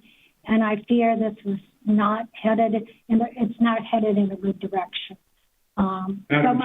Motion carries. Madam Chair. Supervisor Scott. Thank you very much. I understand that the recorder and the interim director of the elections division are on the line. We just heard from the interim director of the elections division, and I have some questions for them. Before I ask those questions, I wanted to refer back to last week's meeting of the Election Integrity Commission. Supervisor Scott, you're out of order because we've already voted on the item. So submit your questions in writing, and then we will. Oh, I'm sorry. So we're not discussing the item. We're just moving forward. No, we just took the vote. Oh, okay. All right. So we're not discussing it any further. No, because the vote has been taken, so. Right, I misunderstood. I thought when we voted that we were voting to move forward with the discussion of the item. That was my understanding too. And move forward with the discussion. That was not my understanding of Supervisor Grijalva's motion. Do you want to repeat? And I'll stand corrected. Supervisor Grijalva, what was your motion? My understanding of your motion was to delay this until the second meeting in March, and I wanted to move on this item. So your motion was to approve it today? I'd like to approve it today, but I wanted to continue to have the discussion today. If Supervisor Scott needs to... Okay, I understand. Okay, so your motion was just to continue the discussion? Well, no, I'd like to move on the item, but if Supervisor Scott needs to have some questions answered, I don't see a problem with having... Well, why don't you withdraw your motion just for purposes? You withdraw the motion, and then we can have the discussion, because we already voted, and I thought your motion was to approve, which is what you just said. Right. Supervisor Scott, do you have a concern with voting on this item today? I don't have a concern with voting on it. I thought your motion was to counter the chair's motion to continue the item. Therefore, I thought your motion was that we were going to continue with the discussion. Right. And clearly that was Supervisor Christie's understanding as well.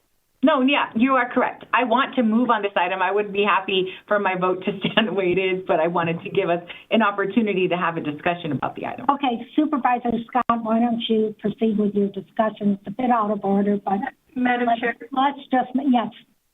Just for clarification, the roll call vote was to approve, as I stated before. That was my understanding as well. But go ahead, Supervisor Scott. You had questions. Well, thank you, Madam Chair. And I just wanted to refer everybody back to last week's meeting of the Election Integrity Commission. The commission voted to endorse the county move ahead with both vote centers and e-poll books.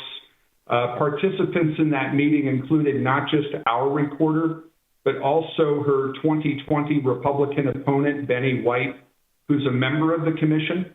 Both of them support vote centers and e-poll books. And this is an important point for those in our community who see a partisan divide over these two reforms. Mr. White also made a very important statement during the meeting, one that should guide our discussion today and the dialogue within the community. He urged his colleagues on the Election Integrity Commission to let facts and reality, not assumptions and presumptions, inform their decisions. And I really think we need to heed his advice. The divisions and resentments that have lingered after the 2020 elections continue to cast a pall over every discussion related to elections and voting. We need to come together and move forward, not continue to look backwards. So thank you for letting me say that. I had a question for the team that's on the line with regard to, I have several questions. The first one has to do with voter access. Which model, the current precinct model or vote centers, affords greater access to voting for all voters, and why? And Supervisor Scott, again, I would urge you to put your questions in writing and then I think we would get more clarity if we had written responses from both the recorder and our elections interim director. I can do that, Madam Chair, and probably the most important question that I'm going to ask is, if we move to approve this item today... We already approved it. But one of the things that still has to happen, as you know, is that the Elections Division has to come back to us in April with a list that has the number and location of vote centers for the 2022 elections. I think that list has to be accompanied by a thoughtful written analysis that explains to the board why the number and locations of vote centers are being recommended. I really want the Elections Division to know that I will vote to reject that list if said analysis is either missing or lacking credible evidence for your recommendations. There's a lot of factors I recognize that you need to consider in determining both the number and locations of vote centers. But one that's really important is that local, state, and national leaders of the Republican Party are encouraging their members to vote in person on Election Day. The local Republican Party has even sent instructions to its voters detailing how they can remove their name from the early voting list. We can predict there will be more Republican voters turning out on Election Day as a result of these efforts. Your list for the number and location of vote centers has to take that factor into account, along with all the others you must consider. I don't have a final number of vote centers to recommend, but I highly doubt that 100 will be sufficient.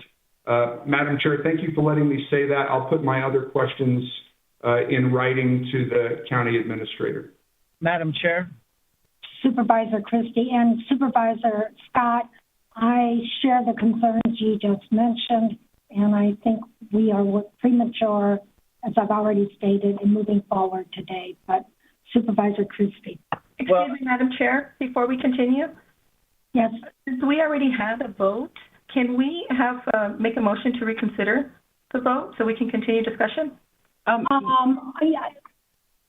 Chair Bronson, the other thing we could do is move on to number 16, and because that has to purchase the e-books, we can have a discussion there. Point well made. All right, so we're going to end the discussion here. Supervisor Christie, we'll move on to item 16. That's a contract with 10X. What's the pleasure of the board? I'll move the item. Second. Motion and a second. Discussion. Supervisor Christie. Yeah, this whole process is not in any way, shape, or form a transparent or thorough discussion of the pros and cons of this system. It's already been voted by Supervisor Grijalva's motion that the elections and recorder move forward with their reformation of the voting process. It's a done deal. There's no reason to submit any questions. There's no reason to have any objections or to have any concerns, because now it's been turned over to the elections and recorder's office. It's done. So I would like to have what we have not had the opportunity to do is to discuss the pros and cons of implementing this system. We've been denied that twice now. And to have to go back and submit questions, elections is the recorder's office is a duly elected office. They don't have to answer any questions. We're not going to get the answers that I'm looking for because they don't have to answer them. So this has really been I think a bungling of this whole process to allow a open and clear discussion of why we should or why we should not have this new voting system. We've been denied that opportunity. So I don't understand why we can't have that opportunity. If someone would make a motion to reconsider, we could have that discussion and then move on to 16. But to jump to 16 after it's already been voted on, I think is a very poor way to proceed on this issue. And I would urge one of my colleagues who voted on this to reconsider it. Madam Chair. Supervisor Scott. I respect Supervisor Christie's concerns. I will move to reconsider item 15 so that we can have that fulsome discussion. I agree with him that it needs to occur. I think this is just the result of a misunderstanding of the motion. So I will go with his suggestion, which is also the clerk's suggestion that we reconsider item 15. And I'll second it. There's a motion and a second to reconsider item 14, item 15. I'm sorry, item 15. Well, any further discussion on the reconsideration? All right. Chair Bronson, I'll go ahead and vote to reconsider just to have the discussion, but my vote isn't going to. Okay, let's do a roll call vote for reconsideration. Supervisor Christie. If I vote yes, I'm voting yes to reconsider, correct? That's correct, Supervisor Christie. I'm voting yes. Supervisor Grijalva. Yes. Supervisor Hines. Yes. Supervisor Scott? Yes. Chair Bronson? Yes, motion carries unanimously. We're now back to item 15, authorization of vote centers. Chair Bronson? Supervisor Hines. Thank you. I think it might be helpful to have the recorder and her staff actually give the presentation for the public, and so that we can kick off the discussion with that information in front of us and fresh. So if they are available and willing to do so, I would ask that they do so now. We're available. We're starting our... Yeah, 5 minutes, please. Chair Bronson, respectfully, Supervisor Christie was just talking about how this isn't a transparent process. This is the first time we've had the opportunity to discuss this in public. I think that, your comments directed to Recorder Gabriela Casares-Kelly were completely out of line and unfounded. And I would like people to be able to see that they have put a lot of thought and effort into this presentation and hear it in its entirety. Thank you. All right. Again, let's do the presentation. We prepared a much shorter presentation given our time limit. Hello, I'm Gabriela Casares-Kelly, the Pima County Recorder. I'm Mary Martinson, the Interim Elections Director. Today we're going to be presenting on utilizing poll books and vote centers for secure and accessible election day voting in Pima County. This is a joint presentation with Pima County Elections Department and Pima County Recorder's Office, and we are joined with some of our team from each office. Pima County has been exploring the use of vote centers for election day voting for years. The Elections Department and Recorder's Office have conducted 2 pilots to explore the technology needed to move to vote centers, one in 2014 and one last year in 2021. For the past 13 months, our 2 departments, along with Pima County IT Department, have been meeting almost weekly to determine the feasibility of this move to vote centers. What we initially knew was that 18 states will use vote centers in 2022. 11 of the 15 counties in Arizona use vote centers, and all 14 other counties in Arizona already use e-poll books to check in voters. We are behind in investing in the technology needed to run secure, equitable, and accessible elections. We're not the pioneers in using this technology in Arizona, but we do have the benefit of capitalizing on the knowledge of other counties. Since November of 2021, we have presented to the Elections Integrity Committee 3 times. The Election Integrity Commission, or the EIC, is made up of appointed representatives from multiple parties whose charter is to make recommendations to the Board of Supervisors to ensure secure and equitable elections. On February 8th, the EIC, satisfied with our responses to their concerns, voted to recommend to the Board of Supervisors that the Board approve the vote center model in Pima County today. Additionally, we have done presentations to each of the supervisors and their staff. We have done our due diligence and answered tough questions about security, accessibility, cost, the project scope, and our capacity. While we are only presenting here for a few minutes, the groundwork has been years in the making. We wanted to highlight here today the reasons for moving to vote centers and address the largest concerns. The reasons for moving forward are, number 1, casting a ballot at a vote center is faster, more convenient, and less confusing for voters, which means it's more accessible. Number 2, the technology is more accurate, reducing the many opportunities for human error in the current outdated system. Number 3, the technology automates standard election procedures and makes those processes and the results more transparent. And number 4, we need to catch up with the rest of the country when it comes to election administration technology. The biggest question that has been asked during this process is the technology safe? First of all, we already use vote center technology for early voting here in Pima County.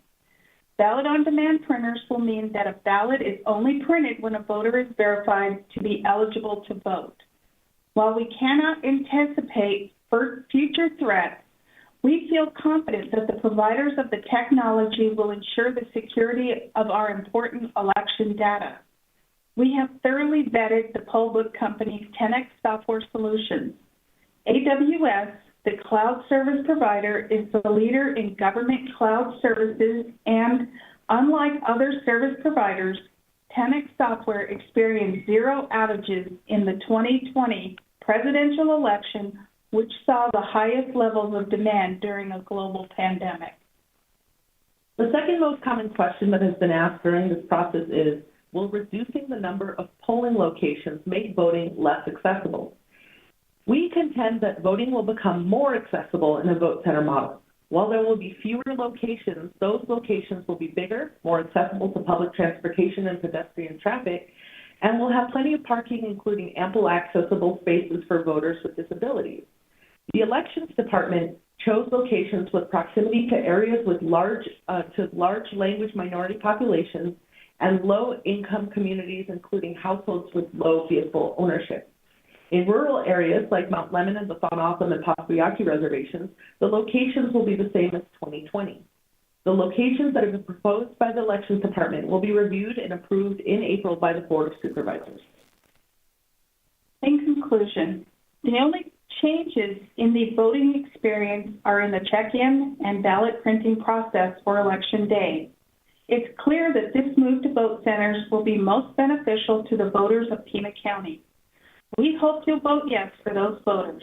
Thank you. Thank you. Discussion. Madam Chair? I think that was Supervisor Scott. Yes, thank you very much.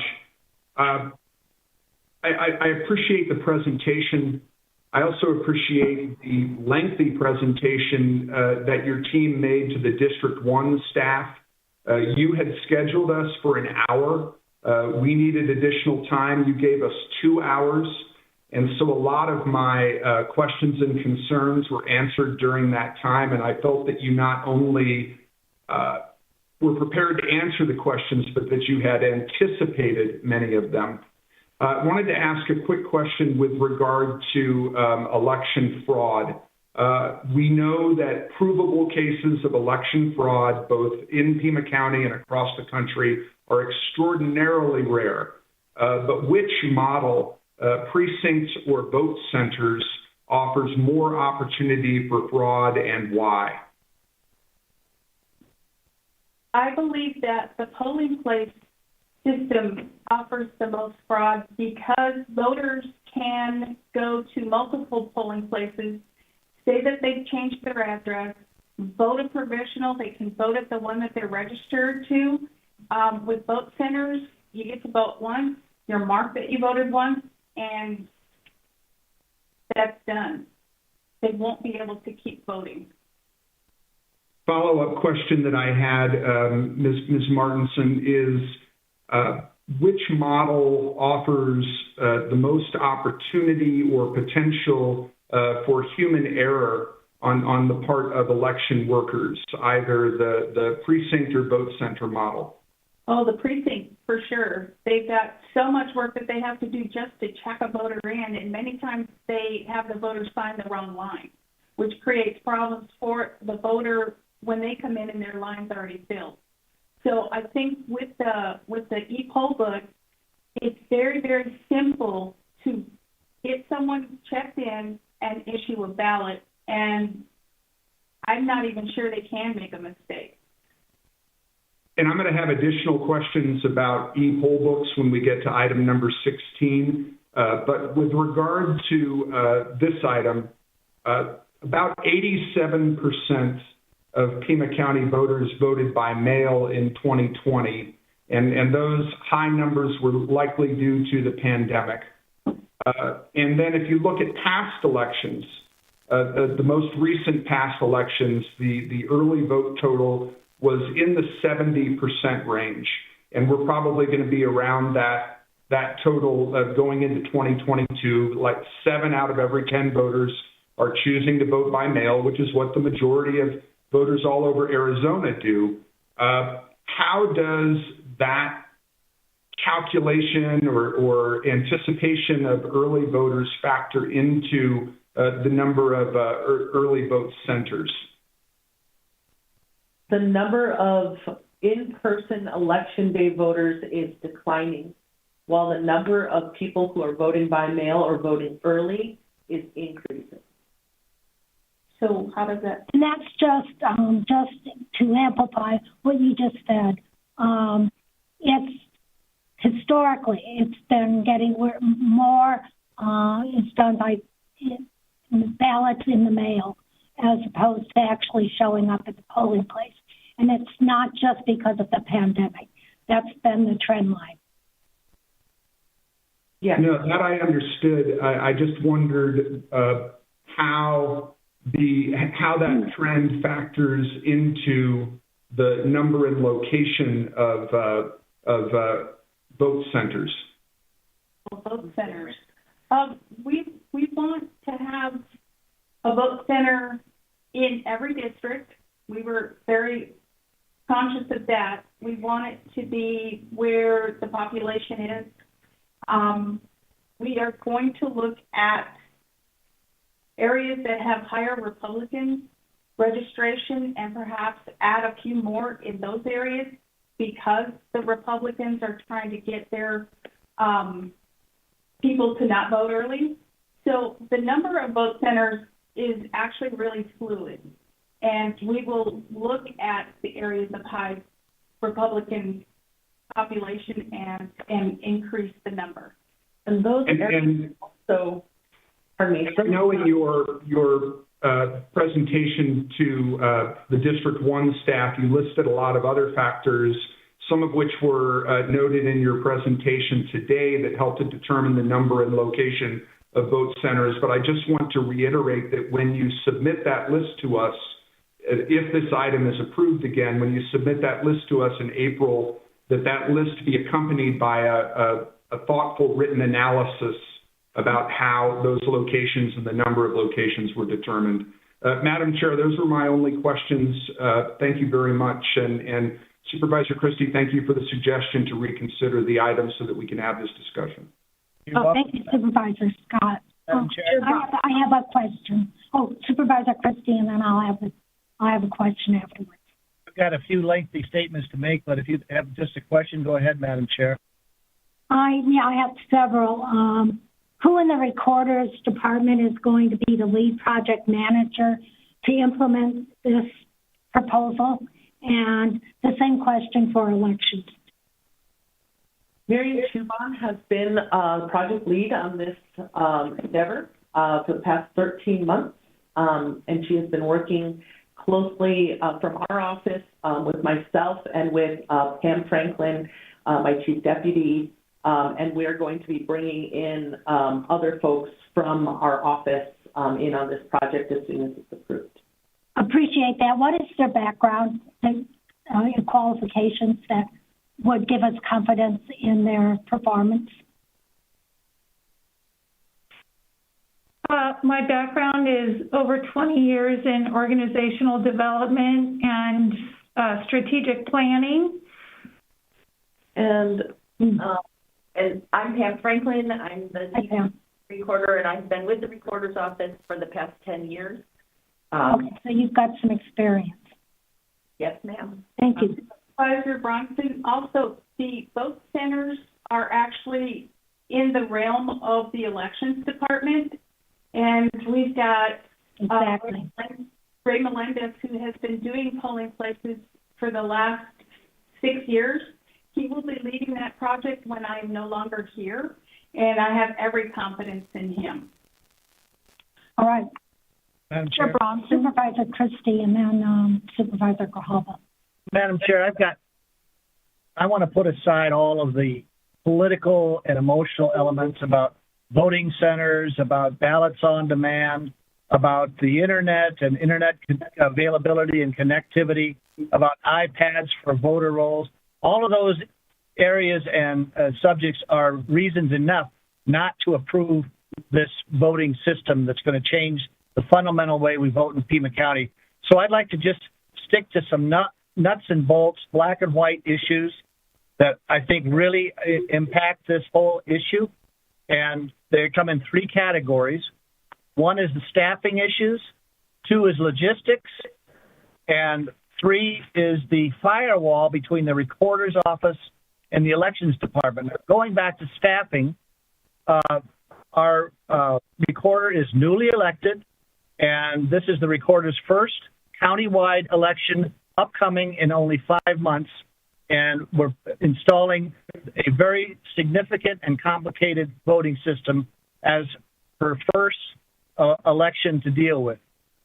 Secondly, the recorder has to support staffing issues, including no IT manager. And third, elections has staffing issues that are very significant. We have no elections director, no deputy director, an interim director who leaves April 1st, and 80% of key elections department staffing have left. Secondly, logistics. Number 1, equipment procurement. We have supply chain issues, very limited hardware in-house currently. The Oki data printers for the ballot on demand phase are being discontinued in the United States. Are there iPad supply chain issues as well? Acquisition time. There's no set timeline for acquisition that's been made available for equipment. What guarantees that all of this can be completed, installed, and secured within less than 5 months and with no glitches? Then we have internet connectivity. No countywide test of this system has been validated to show that Pima County doesn't have a connection issue, and we've been told that if there is, that either the elections or the recorder's office, I'm not sure which one, will deploy technicians to address that. But what difference does it make if you just deploy technicians to address a connectivity issue when there's no connectivity and no plan B has been presented as a backup? Then we have the firewall between the recorder's office and the elections department. As an example, the recent Vail budget override election was conducted by the recorder's office and not the elections department. And this was in addition to a $10,000 in extra expense that doesn't even qualify as a recorder's office shakedown cruise. Elections had no involvement in the Vail special election. It was conducted by the recorder's office, who in the original EIC report, the Elections Integrity Commission meeting report that they made, in that meeting, the recorder's office reported minor glitches to the EIC, yet there were only roughly 70 to 80 votes cast, and they had minor glitches, and now we're expecting a huge implementation of a very sophisticated and intense system that's going to change and transform the way we vote in Pima County. This election, the Vail election, is being presented as a successful test by the recorder's office with 70 votes cast, as they said, and the basis of a countywide rollout to a fundamental change to our voting system. And the other issue with the firewall is one office, the recorder's office, is an elected office.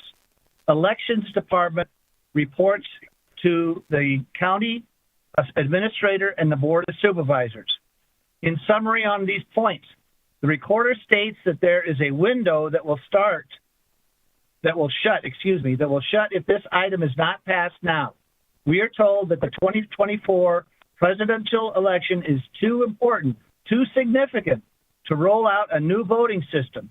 However, the 2022 elections include major offices such as U.S. Senate, U.S. House of Representatives, Arizona State Governor, and both legislative houses in the state legislature, plus several local level races, plus hugely crowded primaries. The 2022 elections are no less important than the 2024 or less complicated. So now is clearly not the time to make wholesale changes as to how we vote in Pima County. And finally, I have four quick follow-up questions to the recorder, the elections, whoever, mainly that this whole scenario does not address the Pima County voting bottlenecks. And that is voters who receive early ballots in the mail and they deposit them in any precinct, then they all have to go to the recorder to be verified and processed. That's the real problem that there's been no effort to address. Second question. The recorder's primary responsibility is to clean up and maintain the registration rolls of voters. Are the voter rolls being cleaned up, and are they up to date? Seeing as we're presenting this as the way to vote, we need to make sure that those voter rolls are cleaned up. There's been no discussion about that. Third question, how will voting centers be staffed? And 3, again, permanent early voters dropping off vote by mail on election day and how they are being processed and verified has not been fully addressed, and that is the real problem that we face in Pima County. Thank you, Madam Chair. Thank you, Supervisor Christie. Supervisor Grijalva. Yeah, I know, Recorder Gabriela Casares-Kelly, you were elected overwhelmingly, and this was one of the big issues, voter centers. And so I know that is a big push throughout Pima County. The one concern that I have is I know that, you and the elections office have been working on this since you were elected, and I think before. People were talking about it before. Your predecessor was not in favor of moving in this direction, and I'm glad that you are taking the direction from the mandate that you were elected for to do this. The one thing that I do have a concern about is making sure, I know that in our presentation you discussed that rural centers would not be changed because accessibility is incredibly important. But I also want to make sure that we are not kind of, pushing more centers in a certain direction based on who the party of the people that are represented, but really looking at equitable distribution to make sure that we're not closing down locations in areas of town where, just to make it more convenient.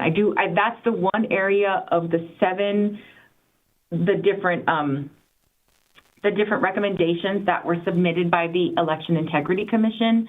That would be the one thing that I would add is how are we going to look at creating a policy so we ensure equitable distribution, and when this program is evaluated election after election and, changes made as needed to look at those locations. Because I want to make sure that they continue to be accessible in rural locations, but that we don't change. I know some of the polling places that we have are going to continue to be our polling places, but I want to make sure that we have equitable representation of where they're located and not just based on, what political party is registered in that same area. So that I do think that we have to sort of formulate a policy to make sure that regardless of the 5 people that are sitting on this Board of Supervisors or who is in the position that you hold or the elections office, that's something that we can look to as a guiding principle for continued, evaluation. But I want to thank you all for all of your patience and the time that you've put into this, because I do think it's a really big change for a lot of people. But obviously, every other county except Pima and Arizona has e-poll books. I do think it's going to be saving us some funding and money when it comes to looking through provisional ballots, that Pima County won't be the last county to turn in all of our, who we voted for. I mean, that is frustrating when you're looking at the national scope and Arizona sitting there. And I think a lot of it has to do with the fact that so much of this that we do is done by hand. And a lot of the arguments for making sure that we have more accessible voting places for people to go, this fits right in with all of that direction and making this a very transparent process. I think that this process in getting this vote here is just a first step, and then rolling out what this is going to look like to all the electorate is the next step. And I'm excited for us to go through that process together. So thank you for the presentation and the additional information. Thank you, Supervisor Grijalva. And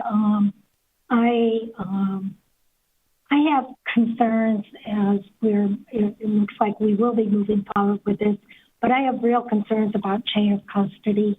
How does the vendor get the voter registration information to place in the e-poll books, and how does this work? I don't need an answer now, but if you could get back to me with that information. And then once once they do, what are the security protections given to the vendor to make sure the voter registration data isn't compromised? So again, a response now, but between elections and the recorder's office, if I get that information, that would be great. And just as a very tale, I suppose, Arizona State Legislature, and bless their heart, in this session is introducing at least 30 new election laws, understanding that some of them may not pass, but you're going to, once the session is completed, and again, I would like this in writing rather than response now, how are you going to implement those changes and also implement vote centers? I am in favor of vote centers, and I think that's a direction we move in. I just wonder whether we're ready to move in them. But again, if I get used to those, and I don't need them today, but we're going to have an in 2022 election, given I'm sure some of the change will be made to election law at the state level. Madam Chair, one vote? Sure, Supervisor Christie. We've heard that the Pima voter behavior trend of permanent early voters we got information directly from the elections department that shows 2014, those who voted on the permanent early voter list numbered 1,689 and dropped them off in the polling places. It's gone from that number in 2014 to a high of 32,329 in 2018, and then came back down to 26,081. So this really illustrates and illuminates where the issue about where the bottleneck is in Pima County voting. Thank you. Sure. Oh, I'm sorry. Were you finished, Supervisor? I am, thank you. Okay, Supervisor Grijalva. Yeah, Chair Bronson, I do think that for us to get the answers to the questions that you're posing, because we want to make sure we're conveying confidence in our election process and not destroying the confidence that's already sort of a lot of these campaigns of misinformation are trying to do. So I do think that as the session closes, another presentation, an update on how we're progressing with, item 16 pass, the purchase of the e-poll books and, the planning voting centers, but also how any of laws that pass through the session are going to impact this election. But I do think that is our job to convey the confidence and get the information that we need in order to do that effectively.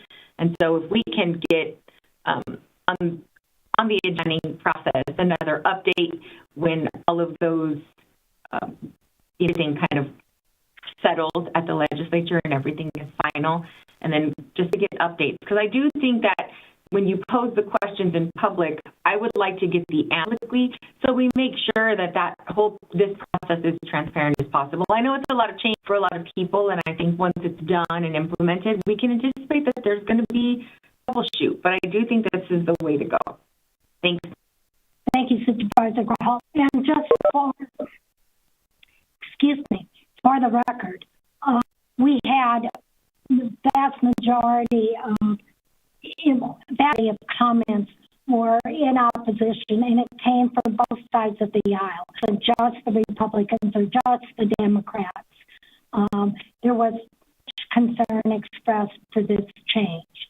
And so I, again, concur with the advisor that we need to, if we move forward with things like we are, we need to instill confidence that this election is fair, and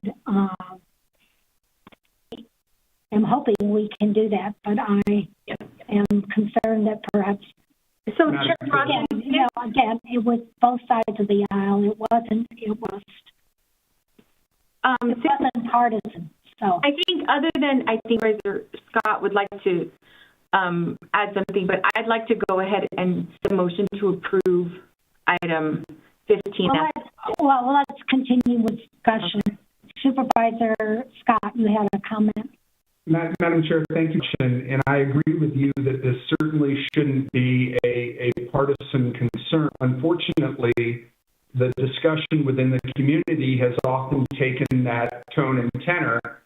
As I said, if you listen to the meeting of the Election Integrity Commission, and one of the members of that committee was the current recorder's Republican opponent, he was talking about vote centers during his campaign as well. So I think no matter who was going to be our recorder this year, we were going to be talking about vote centers. Secondly, I heard that when the authorizing legislation for vote centers was passed, back when Jan Brewer was governor, it passed the legislature. We need permission from the legislature since counties are subdivisions of the state. When it was passed by the legislature, there was one dissenting vote out of 60 representatives and 30 senators. One dissenting, and 11 of the 15 counties are use of vote centers. And they include red, blue, and purple counties. So although the Pima County Republican Party passed a measure against vote centers and the Pima County Democratic Party measure in favor of vote centers, this should not be a partisan matter. It should be a matter in which we are looking at increasing access to the encouraging systems that encourage the greatest number of people, and to do so in a safe and secure setting. And I'm not only from the presentation that we heard today, but also from the presentation that my staff heard last week, and from the discussions that occurred in the Election Integrity Commission 3 times, and from the experience of our sister counties, that we can do. It's really Pima County that is lagging behind. Speaking as somebody who had to wait 10 days to get the results of his election because of all the provisional ballots that needed to be counted, I can tell you the faults and flaws in our current system, and I think that this system is going to help to address a great many of them. And we'll have similar questions when we get to the next item, but I agree with Supervisor Grijalva that I would now, unless Supervisor Hines has anything he would like to say, would like to move to vote on the item. Chair Brunson. Supervisor. I will be brief. I echo a lot of what has been stated here by Supervisor Scott and Grijalva. Also understand that as the Board of Supervisors of Pima County, the elections, how they are conducted, the results, how well they go or don't, all rests with us. I know the recorder runs them, the Department of Elections, others as well, but it comes down to this board. So we have work to be doing in a very transparent and public fashion.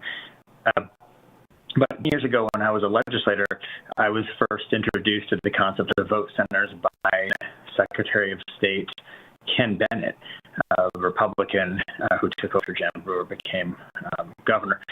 And, I liked the idea at that point, and I even tried to, I supported legislation to that, So it's been something that I've been interested in for a while. This makes things much more secure. I think that you also can lose a lot of time. We can reduce tabulation times as well, and especially have drive a friend of mine to multiple precincts to figure out where he was on election day, just to make sure he didn't have to vote provisionally. I know very much firsthand how frustrating it can be for voters, and I worry that hundreds of thousands of folks potentially could be turned away. And having these 100 or more vote really eliminates that situation, which I appreciate a lot. So I just want to thank the recorder and the Department of Election staff for the work they've done. I support moving forward, and I will allow one of my colleagues to make. Madam Chair? Supervisor Christie. Been a lot of talk about politicizing this issue. I've tried to frame my discussion not on the merits of voting centers and everything else that is obviously an integral part of the discussion, but I framed my in a process management, project management of getting all of these moving pieces, very complicated and complex, into place, into position, glitches, so we don't end up with a Phoenix scenario in 2015. And if you look at the facts, the black and white of what is going to be needed in order to implement this revolutionary process in Pima County, and it is revolutionary, it's never been done before in Pima County, within 5 months during a mission, this, I think, is going to create so many problems, and I'm just praying that it doesn't end up as an unmitigated disaster. Thank you. Thank you, Supervisor. Any, Madam Clerk, remind me, I've already a motion on the floor. Was there not? Madam Chair, the allows for reconsideration of item 15. Okay, then I defer to Supervisor. You wanted to make a motion? Yeah, I'll go ahead and make a motion to approve item for the authorization of vote centers. Second. Motion and a second was from Supervisor Scott. All right, let's call. Madam Chair, you would like a roll call? Yes. Supervisor Christie? No. Supervisor Grijalva? Supervisor Hines? Yeah. Supervisor Scott? Yes. Chair Bronson? Yes. And again, I'm going to submit some questions that I'm going to need to do. Again, I support vote centers. I would just, as an aside to Supervisor Hines, if the legislature were to have on its approving vote centers today, I suspect it would not pass. You were there under Governor Brewer, and there's a different ethic in the legislature than there was 10 years ago. All right, motion carries 4-1. We move on then to item 15, or is it 16? Item 16, Madam Chair. All right. This is Contract Software Solutions. Second Chair? Who made the? I did, Madam Chair. Supervisor Scott and Supervisor. I think Supervisor Grijalva, you seconded. I did. I moved the first round, but now we're going back again, so we're okay. And the clerk indicated that there's difficulty, some technical difficulty. Is that the case, Madam Clerk? Madam Chair, yes. If we can take a break to recaster, we're having issues with our feed. Okay, can we do a quick vote now, or take about a 10-minute break? Thank you. Thank you. All right.